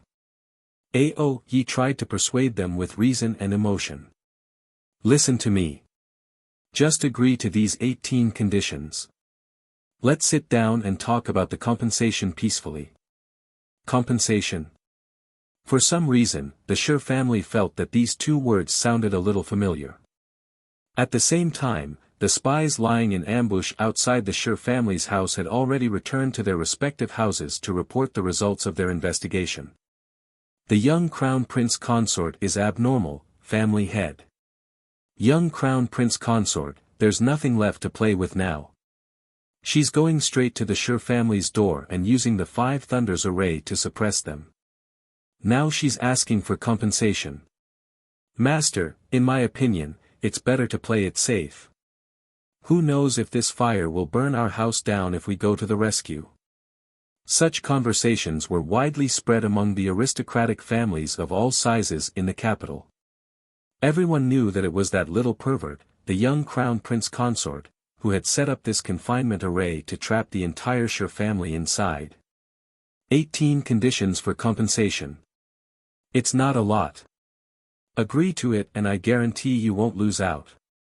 Get your master to come out and talk to me. I guarantee. He was still talking in his head. A slightly aged voice suddenly interrupted his monologue. Who are you? Friends outside, could you please let us know the truth?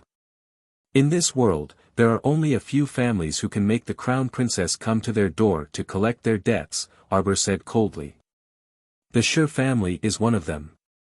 Everyone, Crown Princess, thank you so much. Damn it, you make it sound like it's a great honor to have you come to their door to collect their debts.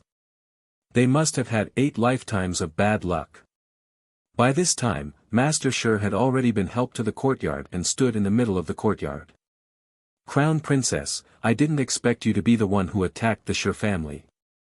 Master Shi was still recovering from his injuries, so he didn't dare to speak too loudly. May this old man know why the Crown Prince Consort has set up such an inescapable trap to deal with our Shi family? Because the Shi family deserves to die. Arbor's cold voice was like a bucket of cold water, drenching them from head to toe. At the same time, Shi Yongqian was pacing back and forth in her room. For the past few days, she had been strangely anxious. She couldn't calm down. What was going on? Of course, she couldn't have anything to do with the Shi family's siege. This was the entire Shi family's problem. She wasn't the only one trapped in the Shi family's house. What was she so anxious about? Shi Yongqian had been like an ant on a hot pan for the past few days. She couldn't eat or sleep well, and her lips were curled into a firecracker. Miss, if this goes on, Master wants to gather everyone's food for the time being, her personal maid said worriedly. Her personal maidservant said anxiously, if we don't have any food in our hands in the future, do we really have to wait until we are at the end of our rope? Although they wouldn't run out of food in the short term, they were trapped in this house. But as the family continued to consume, there would be a day when they ran out of food. Those Xiozha with high cultivation could survive without a meal for 10 days to half a month. Chapter 35-27. Poor mortals like them. If they didn't eat for 3 meals, they would be so hungry that they would feel dizzy and weak all over. At that time, they wouldn't even have the strength to escape even if they wanted to. Shi Yongqian was also very vexed. She was a spiritual cultivator in any case and had an inner world that could resist hunger. However, she was constantly unable to absorb food and was trapped in the same place for a long time, so she naturally felt vexed. Moreover, there were large confinement arrays everywhere that sealed all spiritual energy outside the array. Even if she wanted to enter closed-door cultivation, there was simply no spiritual energy to absorb. In this way, wouldn't she be as miserable as a trapped beast? No, she had to think of a way to get out. Just as Shi Yongqian was pacing around the room, she suddenly heard the little stoic's ice-cold voice that sounded like broken pearls falling on a plate clearly coming from outside the room. Shi Yongqian's entire body inexplicably trembled violently several times. No, that was impossible. It was impossible that the little girl came here to seek revenge after her deeds were exposed. But if that wasn't the case, then what right did the little crown princess have to come and make trouble for their entire Shi family? Shi Yongqian's heart sank, and a bad premonition instantly welled up in her heart. At this time, Shi Yongqian heard her father's voice that was holding back his anger. This old man doesn't know what the crown princess means by this. How does the Shi family deserve to die? Although the crown princess holds a high position and is the wife of the future heir apparent, if she can't convince people with reason, then she definitely can't convince them at all. Yi Lai. Yes. Yi Lai immediately continued in a clear voice, the Shi family indulged their daughter and sent people to the lower star domain Sikong planet with inhumane intentions. They killed more than 100 commoners and more than 1,000 soldiers from the lower star domain lost their lives in a battle with them. Such a heartless and unscrupulous way of doing things simply deserves to die. When Shi Yongqian heard this, she was so frightened that she fell on her butt on the stool. Was it really because of the incident at the lower star domain Sikong planet that they came looking for trouble? 2. The crown princess, she actually knew about it. Impossible, how was that possible? Could it be that she had already gone to the lower star domain? No wonder they couldn't contact Miao Sheng for a while. Could it be that Miao Sheng had been killed by them? Patriarch Shi raised his head and roared angrily outside the array, who allowed my daughter to go on a killing spree in the lower star field? Make yourself clear. Weren't you the one who did it? Stay up late asked coldly. Even if it wasn't you, it has something to do with your daughter. Nonsense. Patriarch Shi roared, and then coughed continuously. He felt stifled and his heart was extremely flustered. Crown Princess, if you want to condemn someone, you can always find a pretext. Looks like you won't shed tears until you see the coffin. Stay up late said coldly, how about this? Go to the door and open it. We'll let you meet someone. Patriarch Shi really didn't want to open the door. After all, the Shi family had been trapped here for a long time. As soon as he opened the door, he was bound to see a bunch of onlookers, which was really annoying. These onlookers seemed to have nothing better to do. They liked to wait outside the Shi family's door and continue to watch the Shi family make a fool of themselves. How is it? Patriarch Shi, you haven't responded for a long time. I'm guessing you don't dare to open the door to recognize your people. The head of the Shi clan was infuriated. He gave his son a look. What's so scary about the Shi family? The eldest son of the Shi family hurried forward and yanked open the door. He looked outside with a cold gaze.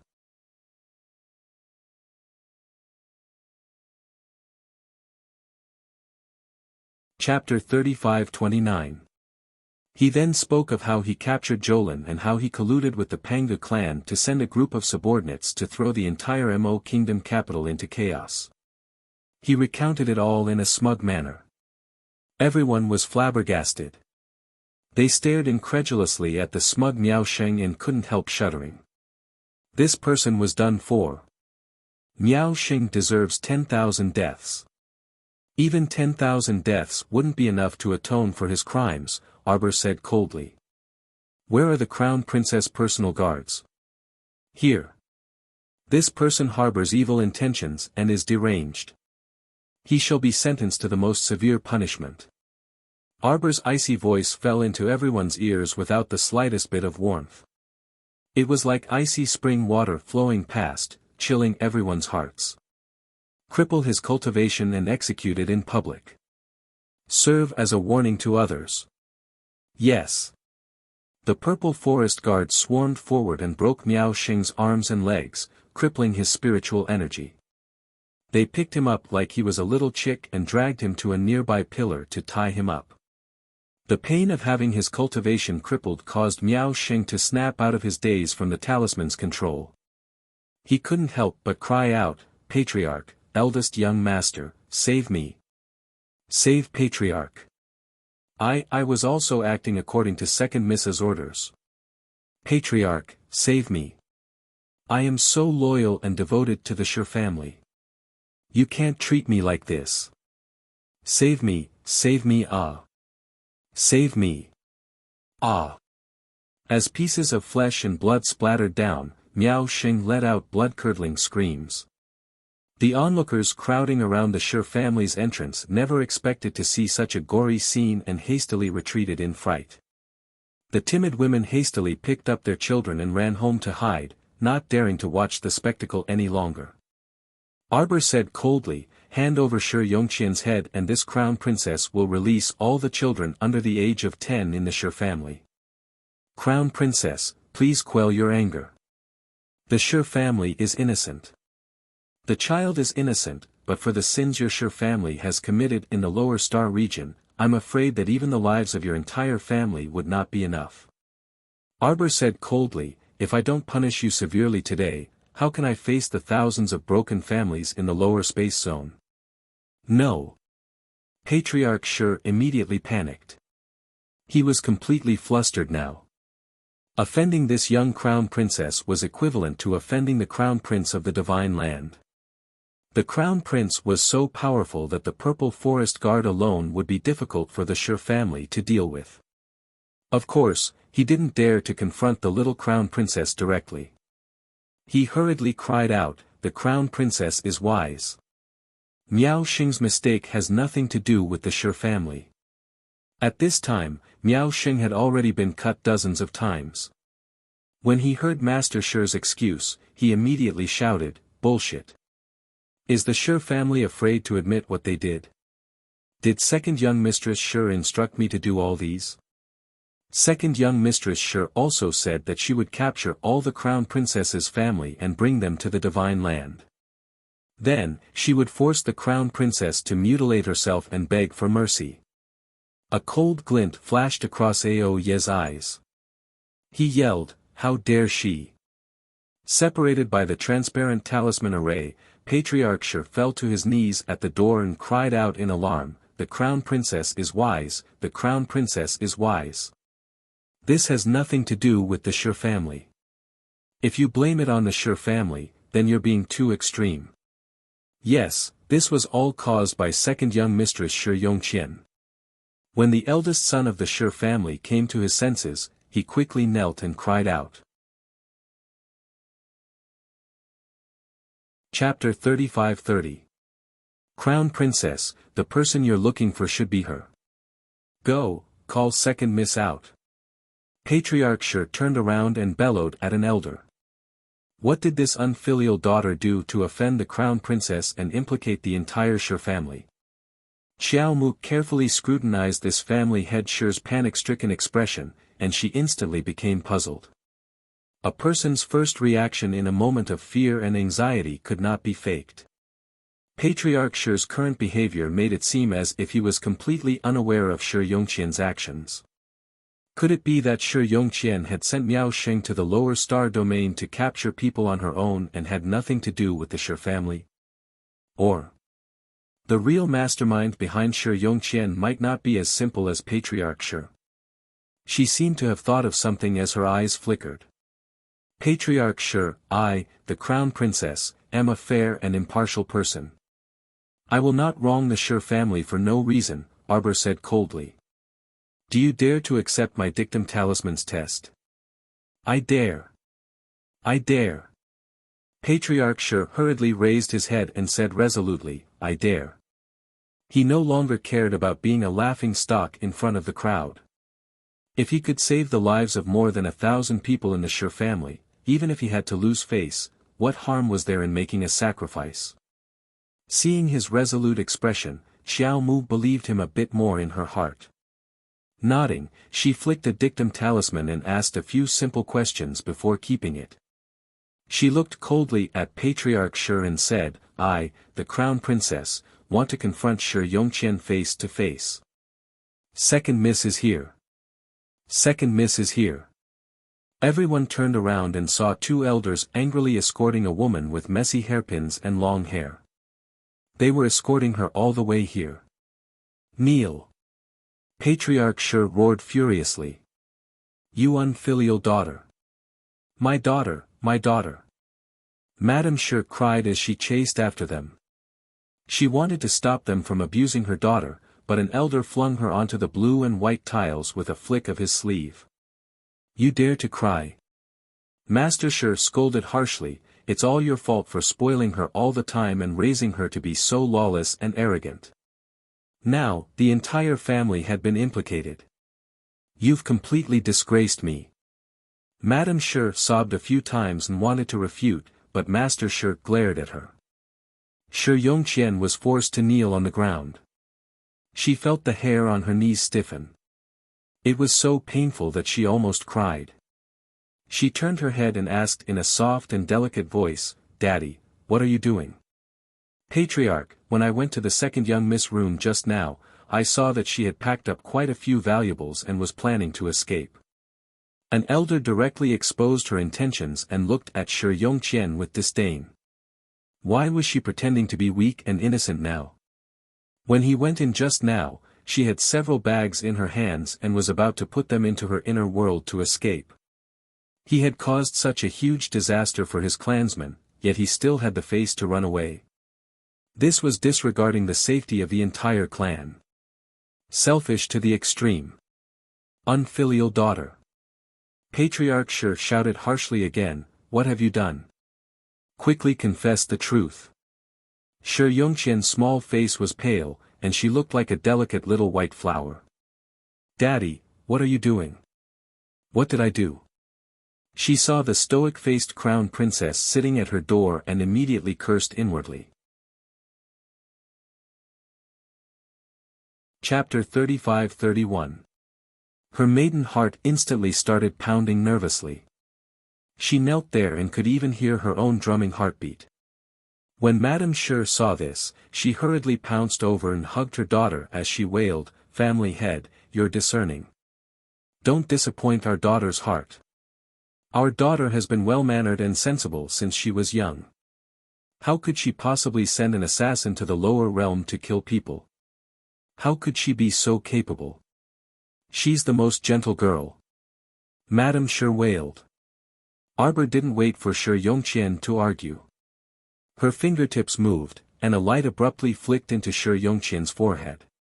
Shi Yongqian, did you send Miao Xing to Sikong planet to capture and kill people? No. Shi Yongqian shook her head decisively. This caused Arbor, who flicked a dictum talisman, to reveal a slightly surprised expression as she stared at her without blinking. Heh, immunity talisman. Arbor looked closely at her and found the crux of the problem. She nodded as she said mildly. It looked like there was indeed someone behind Shi Yongqian. This immunity talisman wasn't something that just any normal person could draw. This was an Earth-level talisman, and it was the higher-level kind. It could be immune to all negative effects, including dictum, immobilization, restraint, drowsiness, and so on. Arbor also knew how to draw it, but this immunity talisman made by an Earth-level talisman master looked rather interesting. Although he wasn't like Arbor, who was used to making double and triple talismans, the talisman energy flowing on this immunity talisman was very abundant. It was even somewhat comparable to Sir Jojo's talisman energy. This talisman master looked very powerful. Arbor's eyes lit up as she stared at Shi Yongqian. She suddenly reached out and beckoned, and everyone couldn't help but exclaim in surprise. Shi Yongqian's entire body seemed to fly out uncontrollably. She swiftly passed through that transparent protective array and was sucked in by Arbor all the way from the main entrance, flying directly in front of her. Arbor abruptly reached out her small, fair claws and abruptly grasped Shi Yongqian's wrist. What are you trying to do? Shi Yongqian shouted harshly, you used a dictum talisman to test me just now, proving that I didn't send Miao Xing to do those things at all. Ah! Feeling her bones ache, Shi Yongqian revealed a frightened expression under Arbor's tight grip. Crown Princess, I know you, you don't like me. Ever since you saw me, you've been targeting me. But I've never done anything to get in your way, I. Arbor's expression was somewhat gloomy, and his eyes that stared at her emitted traces of coldness. You've offended me from the very beginning. Arbor's fingers moved to her neck and strangled her. Shi Yongqian, don't think that I can't do anything to you just because you're wearing an immunity talisman. She murmured softly, her 5 hard fingers gripping her neck tightly. Tell me, how should I let you die? Shi Yongqian gazed in horror at Xiao Mu, who was just inches away from her. She lowered her head slightly and stared straight at him. There was a hint of evil in her eyes, and it felt extremely abnormal. She wasn't a normal person. Shi Yongqian said this to herself in her heart, but her body couldn't stop trembling slightly. You sent so many people to Sikong planet to cause a ruckus, took the lives of so many innocent people, and almost caused me to lose my most beloved family. How do you think I'll deal with you? Chapter 35-32. Dad, Dad. Shi Yongqian kept calling for Patriarch Shi, her body trembling uncontrollably. She's a lunatic, Dad, she's a lunatic, Dad, Dad. Save me, Dad. She's a lunatic. Arbor choked her little mouth, forcing her to raise her head and open her mouth with great difficulty. Shi Yongqian's eyes revealed deep fear. She shook her head repeatedly, crying until her snot and tears were all over her face. So dirty. Arbor flicked her finger, and Shi Yongqian felt as if her throat was on fire. Something seemed to be wrapped in flames and rolled down her throat. It burned her organs and slid to the deepest part of her heart and lungs. Ugh, ugh. She tried to spit it out, but that pill-like thing melted in her mouth, turning into a stream of heat and disappearing without a trace. Shi Yongqian was too terrified. Her entire body trembled as she kept wailing, No, don't kill me, don't kill me. Don't kill me. I won't kill you. Arbor looked at her with a gloomy gaze. She suddenly reached out a finger and very discreetly inserted a talisman between her brows. She leaned close to her ear and whispered, I will let you, in the most painful way, die in the hands of the person you love the most. No, impossible, no, impossible. Impossible. Arbor tilted her little head and looked at her coldly. Why is it impossible? She leaned close to her ear and whispered word by word, I gave you, the most poisonous curse in the world. I curse you, to be killed by the person you love the most, in the most painful and lowly position, to never fall into the cycle of reincarnation, to never be reincarnated. Her voice was cold and emotionless, like a poisonous spring that brushed past Shi Yongqian's heart. It was so vicious and terrifying that Shi Yongqian couldn't help but tremble. Her eyes widened in fright as she gazed at Xiao Mu in horror with an extremely contorted posture. No, no, impossible. Impossible. You are, save me, father, save me. She is a pervert, she is a talisman. Talisman, a gust of hot air suddenly rose from her heart and lungs, blocking her throat and burning it to the point that she couldn't make a sound at all.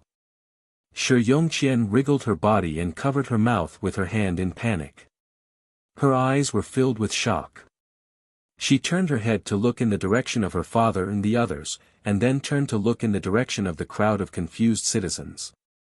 Shi Yongqian's mouth kept moving and her lips kept moving. She kept repeating the same sentence, the crown princess is an evil charm master, she is a charm master, a charm master. But the crowd only saw her lips trembling, how could they figure out what she was talking about? They saw her face was distorted, her expression was ferocious and green, everyone kept retreating, how could they dare to look at her? As if she had gone mad, Shi Yongqian pointed at Arbor and screamed, Charm Master. Charm Master. She was a charm master, she was a charm master that was not tolerated by the world. As long as her identity as a charm master was exposed, then there was nothing else to say.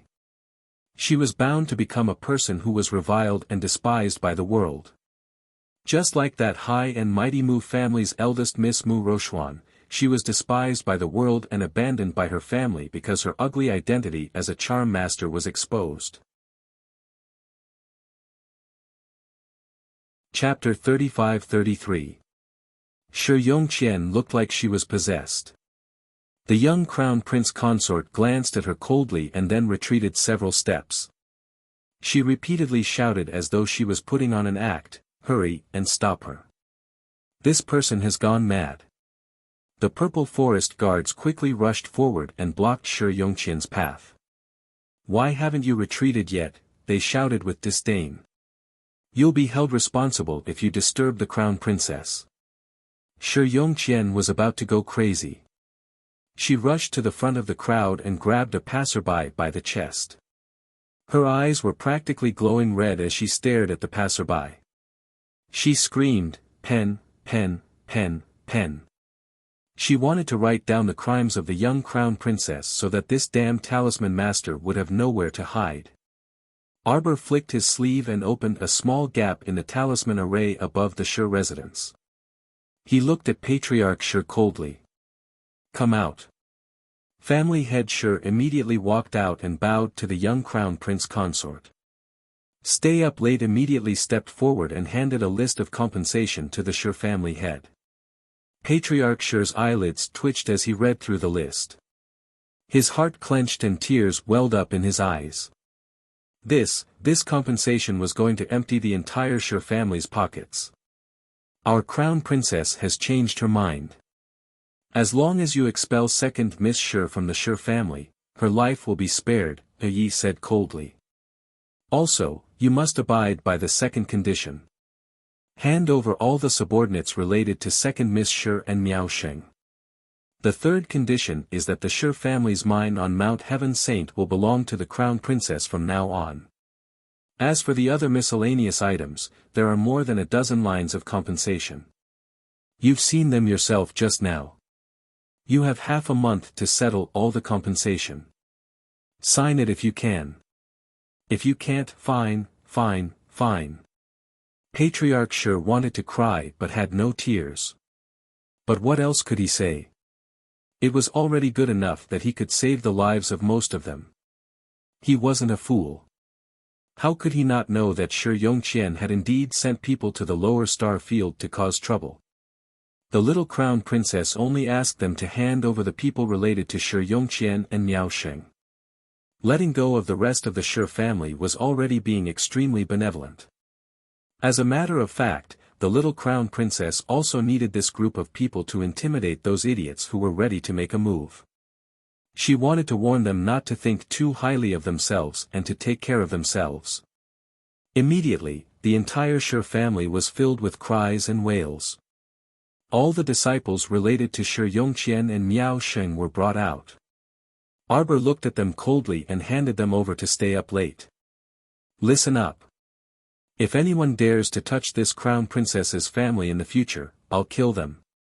These people will serve as a warning to you. Life is precious. Don't disregard the life and death of your family. If there's anyone from the Shi family who wants to avenge these people, come at me if you're not afraid of death. Don't blame this crown princess for not warning you." Arbor looked at Patriarch Shi coldly.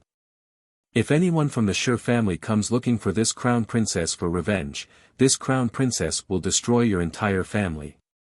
Don't bring trouble to yourselves." Patriarch Shi's pupils shrank. He quickly shouted, "No, we wouldn't dare. We wouldn't dare. The Shi family has no intention of disrespecting the crown princess. The Shi family is willing to sign the contract and serve the crown princess and His Highness the Crown Prince for generations to come." "Good that you're sensible," Arbor said coldly, her stoic face expressionless.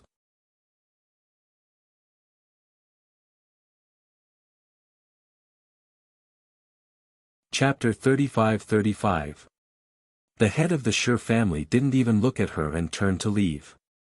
Shi Yongqian rushed forward to block the head of the Shi family. She gesticulated anxiously and waved the branch in her hand, gesturing incessantly at the head of the Shi family. Since she couldn't speak, the head of the Shi family was impatient to the extreme. Seeing that she was still stubbornly blocking his way, he impatiently slapped her across the face. "Wicked girl! Get out of my way!" The eldest son of the Shi family was also furious. The Shi family had so many assets. Just because of this brainless sister of his had committed such a heinous crime, they had to hand it all over to someone else. How could he accept this? How could he be willing? Right now, he wanted nothing more than to kill this foolish sister of his who couldn't do anything right. He pushed Shi Yongqian away forcefully and shouted angrily, "Haven't you had enough of being a fool? Don't you think you've caused enough harm to the family? If you still have a shred of conscience, you'd better get out of the family from now on and stay as far away from the Shi family as possible. The Shi family won't care whether you live or die in the future." Madame Shi wailed and lunged forward to hit her son. "That's your biological sister. Eldest son, how could you say that?" Shi Yongqian fell to the ground and used the branch in her hand to draw on the ground with all her might. As she was drawing, she suddenly realized that her hands were not under her control at all. Just now, her messy actions in front of them had not drawn a single word at all. It was no wonder that everyone was staring at her in bewilderment. What was going on? Could it be that her brain couldn't control her hands anymore? Shi Yongqian stared at her hands in horror. She tried to draw on the ground with all her might, but all she could see was a mess on the ground. She couldn't make out a single word at all. What had this demon-like crowned prince consort done to him? Why couldn't her hands even write? She couldn't even write the simple words, "Talisman Master." She couldn't write. She couldn't speak and her hands couldn't write. How could she complain to others about her grievances? How could she expose that evil Talisman Master to the public? Ah! Shi Yongqian scrambled to her feet like a madwoman and threw herself at her parents with all her might. The head of the Shi family ordered with a cold face, "Close the door. From now on, the Shi family will no longer have such an embarrassing daughter." Bang! The two heavy pear-blossom wooden doors slammed shut right in front of Shi Yongqian. Madame Shi originally wanted to scream, but after being hit by Patriarch Shi's hand, she naturally fainted and stopped screaming. "Father, mother! Father! Mom!" Shi Yongqian pounded on the door with all her might and screamed silently.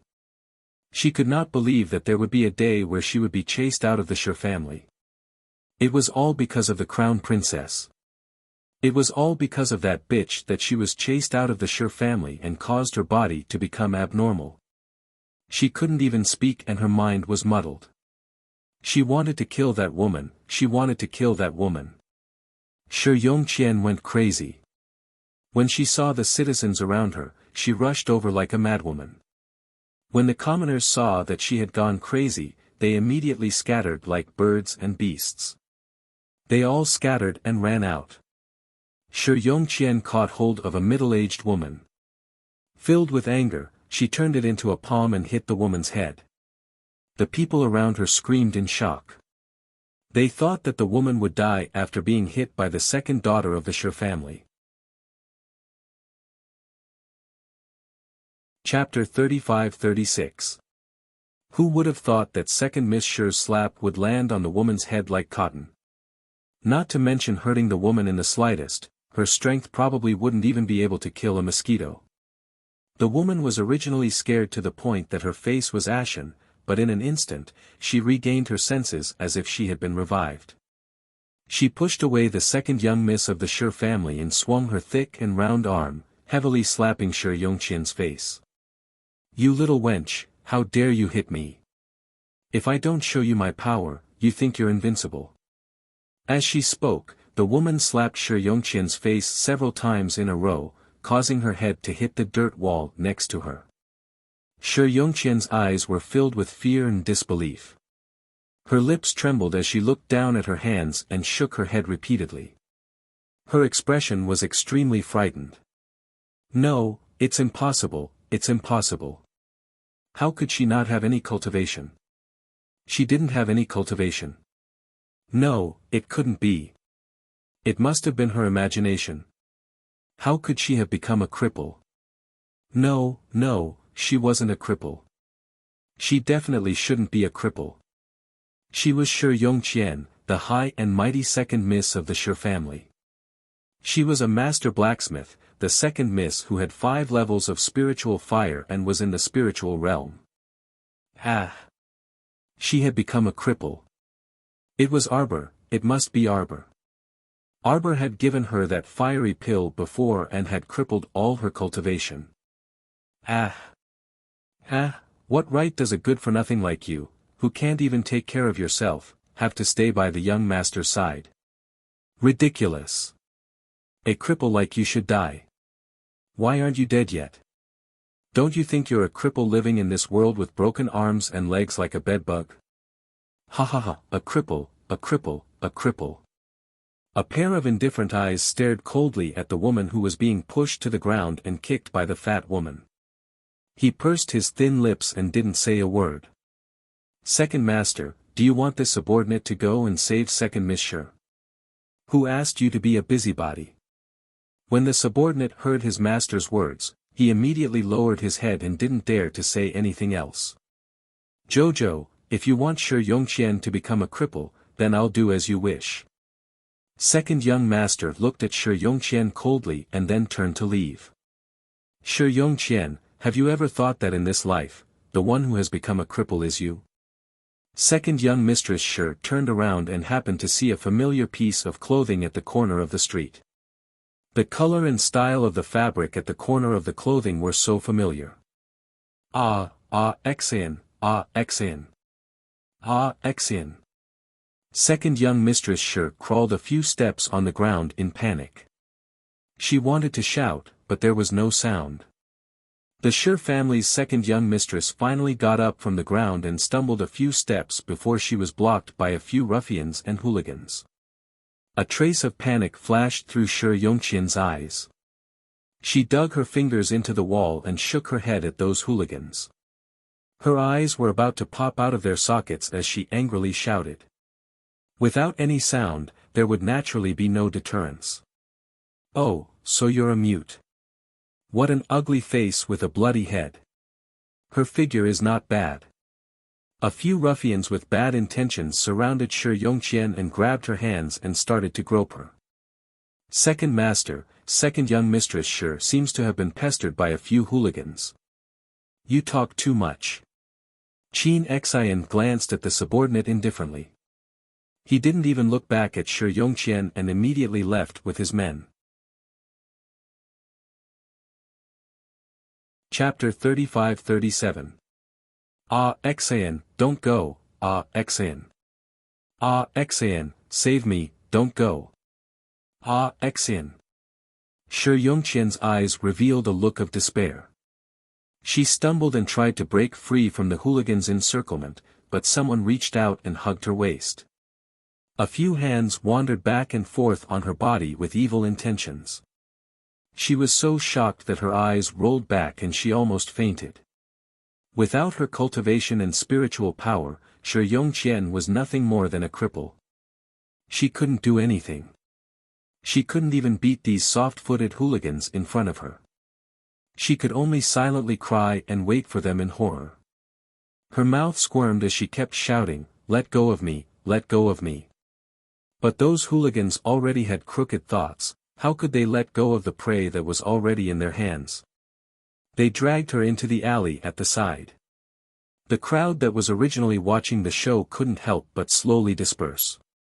Looking at the Shi family's second young mistress being dragged away by the hooligans, some people couldn't help but sigh and shake their heads. The young mistress of the Shi family actually fell into such a state. Her life is worse than a dog's. Shi Yongqian was dragged all the way into the alley. She looked at the ugly hooligans surrounding her in horror. She couldn't help but wave her hands, wanting to resist. Unexpectedly, he was slapped in the face, and the cloth on his shoulder was rudely torn by the person. Shi Yongqian let out a silent scream and hurriedly used her hands to close her clothes. Who would have thought that in the next second, she would be hugged by a local ruffian? With a forceful tug, her clothes were torn apart. As the clothes on her body became less and less, her snow-white skin was clearly seen under the sunlight. The hooligans swallowed their saliva. Their eyes flashed with excitement and they suddenly pounced on the Shi family's second young mistress. Shi Yongqian couldn't make a sound at all. Moreover, she was a soft-footed waste with no cultivation. She couldn't stop these lowly hooligans in front of her. When night fell, the Shi family's second young mistress, who was filthy and ruined, crawled out of the alley like a ghost. Her tears had long dried up the moment she was bullied. What grievances! What hatred! Now, they had all turned into defeat and emptiness. She was like a wandering soul, walking on the street in ragged clothes. There was a trace of blood at the corner of her mouth, and only a dried blood clot remained on her forehead. She was like a wandering ghost, swaying her body as she walked. Every step she took left a trail of blood, leaving a long trail of blood on the ground. A night watchman was walking towards her. When he saw second Miss Shi's ghostly appearance, he was so frightened that he screamed, thinking that he had seen a ghost. He even threw the night watchman's drum on the ground with a clang and turned around to stumble back to where he came from. Shi Yongqian's head was tilted. Every step she took left a bloody footprint. Her tattered clothes hung on her body like strips. Looking from afar, she really looked like a female ghost that had crawled out from the depths of hell. Even her eyes didn't have a trace of life. The crown princess had forced her to her death. It was the crown princess who forced her to her death. Shi Yongqian stubbornly shouted these words in her heart. She swayed all the way to the entrance of the palace. Today, she was going to hang herself at the entrance of the palace and use her blood to write down her crimes in arbor. Even if she died, she wanted this heartless woman to go to hell with her. She swayed as she walked. Suddenly, she collapsed on the street as if she was exhausted. Chapter 35-38. It was as if the scene of those ruffians tearing her clothes appeared in front of her eyes. That devilish teasing laughter lingered in her ears for a long time. They were so unbridled as they behaved atrociously on her body, tormenting her in such a cruel manner, tormenting her for several hours. Several hours, ah! In broad daylight, in a small alley like that. She already couldn't count how many people had bullied her. In the end, her body was already numb beyond belief. Shi Yongqian's eyes were red as she forcefully hammered the ground a few times with both hands. Her eyes were filled with empty hatred as she slowly raised her head. Under the illumination of the bright lanterns, she saw the two large characters of the Qin estate. Tears immediately welled up in Shi Yongqian's eyes. Like a worm, she climbed up the tall steps one by one and used her hands to pound on the vermilion door twice. At this time, the street was very quiet. It was already very late at night, and there wasn't a single person on the street. Only Shi Yongqian was like a madwoman as she desperately hammered on the Qin estate's door. However, she was already exhausted. Even if she used all her strength to pound on the door, the sound of knocking was actually just an inaudible dong dong dong sound. The servants guarding the door had already fallen asleep and naturally couldn't hear the sound of knocking outside. More and more tears welled up in Shi Yongqian's eyes. She really wanted to go in and ask second young master if he had also passed by the Shi estate's entrance just now. Did he leave her in the lurch? Or was her eyes playing tricks on her? No, that couldn't be. Shi Yongqian comforted her own heart as she collapsed in front of the Qin estate's entrance, repeatedly shaking her head. If a Xin saw her being driven out by her family, he definitely wouldn't stand idly by. If a Xin had passed by the Shi estate, there was no way he wouldn't have seen those ruffians harassing her. He also wouldn't have left with a flick of his sleeves and completely disregarded her life or death. Shi Yongqian's tears fell one by one, dripping onto the ground.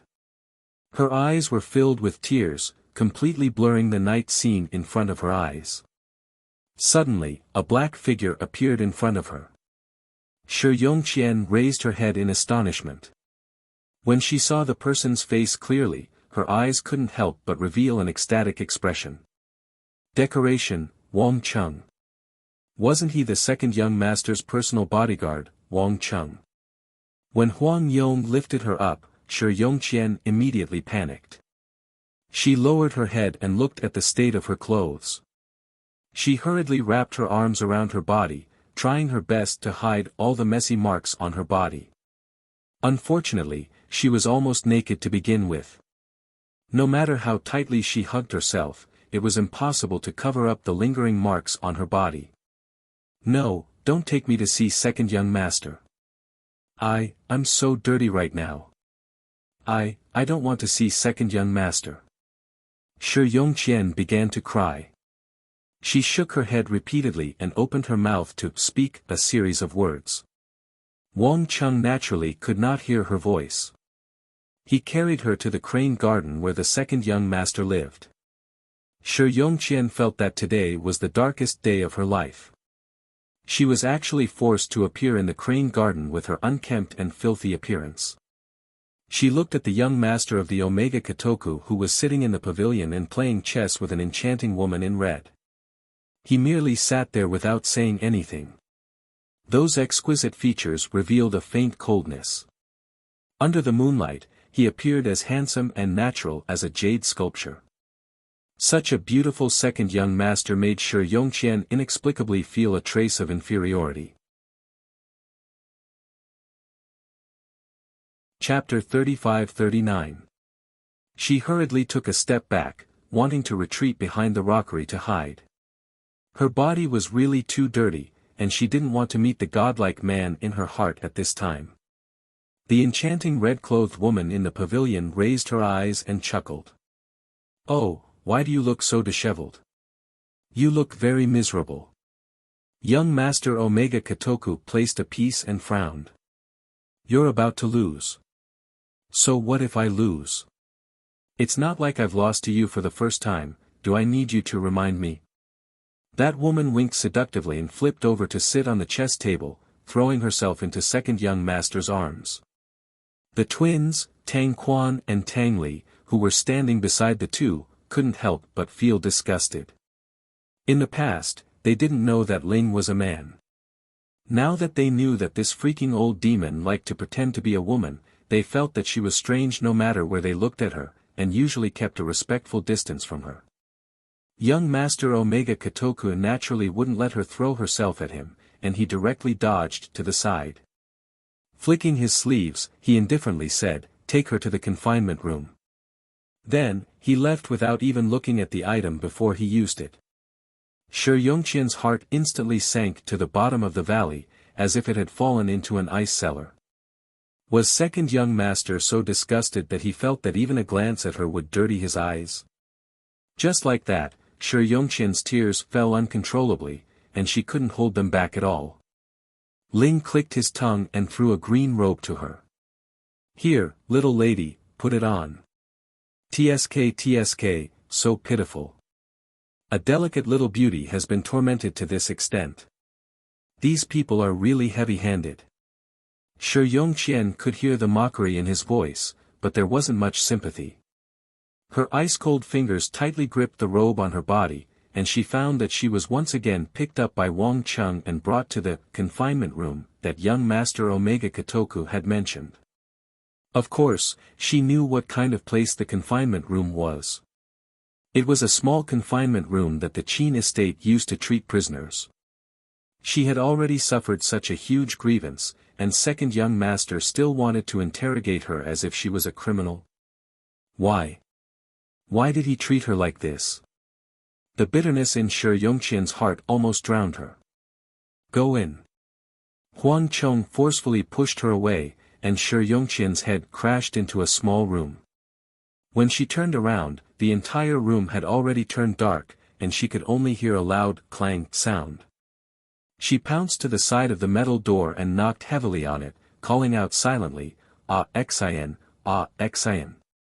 On the other hand, Arbor only received a message from the night pavilion after breakfast, saying that Shi Yongqian had been bullied badly by a group of hooligans.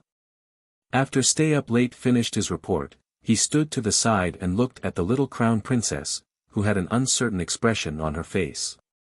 The crown princess didn't look happy. Her brows were gloomy, as if a thick dark cloud was pressing down on her, which could erupt at any time. Shameless! Arbor shouted angrily. Take some men and find those people. Castrate them all and send them to the Prince of Giant Pain's estate to be eunuchs. This crown princess wants this group of animals to beg for death for the rest of their lives. Stay Up Late's mouth twitched, but he didn't dare to say anything else. He could only nod and leave. Xiao Mu forcefully smashed a cup, her face brimming with anger. Kai Xiu hurriedly went forward to clean up the broken pieces. Kai Chi didn't understand, but she still asked boldly, Your Highness, why is the crown princess unhappy? Chapter 35-40. Wasn't it good that second young mistress Shi received her retribution? Hadn't the crown princess always looked down on second young mistress? Why was she standing up for her now? Kai Chi's little head was filled with questions. Kai Xiu hurriedly tugged at her sleeve, hinting that she shouldn't play dumb. The young crown princess said angrily, Such despicable methods are extremely disgusting.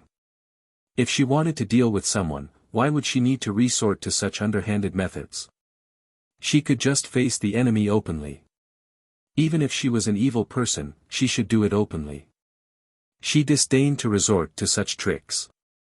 As a woman, she naturally knew what Shi Yongqian's experience yesterday meant. Kai Xiu, why are you tugging at me? Kai Chi scratched her head in astonishment. The young crown princess had already left the dormitory angrily. Kai Chi couldn't help but ask in a low voice, I really don't understand why the crown princess is angry. You're such a blockhead. Now that something like this has happened, others will definitely think that the crown prince consort sent someone to do it. Even if it's just an accident. How can the crown princess be willing to take the blame? Kai Xiu shook her head and pursed her lips. She lowered her voice and said, if the crown princess doesn't use a thunderous method and immediately make a statement, rumors might spread throughout the imperial capital in the afternoon.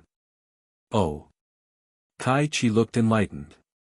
She raised her hand and patted her head. She said in annoyance, Sister Kai Xiu, you're still the smart one. I'm really too stupid. I can't even understand such simple logic. It was no wonder the crown princess was angry. The crown princess had just caused a ruckus at the Shi family's doorstep yesterday, forcing the Shi family to banish second young mistress Shi. At night, some hooligans took turns to rape second young mistress Shi. If news of this spread, perhaps everyone would secretly speculate that the crown princess was the one behind it. Even if they didn't dare to spread rumors, it would be detrimental to the crown princess' reputation. The crown princess had dealt with those ruffians in a particularly vicious manner. Firstly, she could convince people, and secondly, she could vent the anger in her heart. Our young crown prince consort is very proud and arrogant. You want to avenge her? That depends on whether our crown princess is willing to accept it or not. Kai Chi puffed up her cheeks. There are thousands of things in the world. The crown princess has her own set of principles. As servants, we should listen more and watch less and not interrupt. Kai Chi nodded, and the two of them pushed open the door and walked out. The crown princess dealt with the matter promptly. Those ruffians and hooligans were castrated that night and sent to the king of Giant Pain's mansion. In the evening, the crown princess' righteousness spread through the streets. Once she made a move, she used thunderous methods to eliminate a few big gangsters who had been mingling in the neighborhood all year round. Getting rid of evil for the people, the crowd applauded and cheered. King Giant Pain was so angry that he couldn't vent his anger. At that time, he took over those ruffians and hooligans with a dumbfounded expression. Even in the afternoon, he was still nagging about how the little crown princess treated his king of Giant Pain's mansion like a garbage dump. She threw as much garbage as she wanted, which was simply infuriating to the old king of Giant Pain. The crown prince of Giant Pain persuaded the old king of Giant Pain, little sister-in-law crown princess is filial and sent a few people to serve father. Father, please accept them. The old king of Giant Pain was so angry that he almost spat a mouthful of blood on his son's face. "You shameless brat, since when did you address the crown princess as little sister-in-law respectfully?" Chapter 35-41. After the little crown princess dealt with those ruffians in a thunderous manner, the rumors naturally didn't spread. On the other hand, Shi Yongqian had been locked up in that small, sealed room for more than 3 days now. In these 3 days, no one came to visit her. Shi Yongqian's days were getting more and more hopeless. She felt as if she had been forgotten by the entire world and that no one could remember her. Her heart was filled with deep hatred. She hated the heartlessness of her parents and brothers, and she also hated Arbor for causing her to be in this state. The only person she didn't hate was the second young master who ordered people to throw her into this small, sealed room. In her heart, she was still trying to find excuses for the second young master. The second young master must have been delayed by something these 2 days. Otherwise, he wouldn't have ignored her life and death. The funny thing was, the second young master she was trying to find excuses for was really so busy that he had forgotten about her and completely forgot about her. That evening, the iron door that had been sealed for 3 days and 3 nights finally made a sound. Shi Yongqian was both shocked and delighted. She scrambled to the side of the iron door and unwillingly slammed on the door again. In these 3 days, she was so hungry that she was dizzy. Ever since she became a cripple a few days ago, she couldn't take out the food that she had hidden in her inner world. So these few days, she was practically in an abyss of suffering. She was about to go crazy. Without food or water, her lips were so dry that they were cracked from thirst. But when the iron door opened and she saw the person standing at the door, a trace of disappointment involuntarily flashed across second young Miss Shi's heart. It wasn't the second young master. The person who came wasn't the second young master. Of course, it wasn't the second young master's bodyguard, Wang Chung, but the master's right-hand man, Qin Chao. Qin Chao's pair of gloomy eyes stared at Shi Yongqian like a poisonous snake. He grinned and looked her up and down several times with ill intentions. "I didn't expect that the second young miss of the Shi family would fall to such a state." Shi Yongqian's body couldn't help but shrink back. She opened her mouth, but she knew that she couldn't make a sound. She couldn't help but reach out her hand and gesticulate at Qin Grass. Qin Chao looked at her with a sneer. Suddenly, he pulled out a dagger from his waist and gave her a sinister smile. "Second miss, with your ruined body, you probably don't want to live in this world anymore. Since second miss is too scared to die, how about Qin Chao send you off?" With that, the man took a few steps forward with a cold face and kicked the small iron door shut. Shi Yongqian's eyes spat out flames of fear and panic. She stared at the man in front of her in disbelief. She pounded the ground twice with her hands and glared at Qin Chao as if she wanted to eat him up. Qin Chao had only taken a few steps when he suddenly stopped. His gaze fell on Shi Yongqian's exposed white calf, and he licked his lips. Shi Yongqian felt that she had experienced all kinds of filthy things in her life. At this moment, how could she not understand the meaning of the man's gaze? She shrank back in fear, her eyes revealing a bone-deep hatred. She leaned against the corner of the wall and kept kicking her legs, wanting to kick Qin Chao away. But she didn't expect Qin Chao to throw her away and pounce on her. He quickly tore apart the green robe covering her body and slapped the struggling Shi Yongqian hard across the face.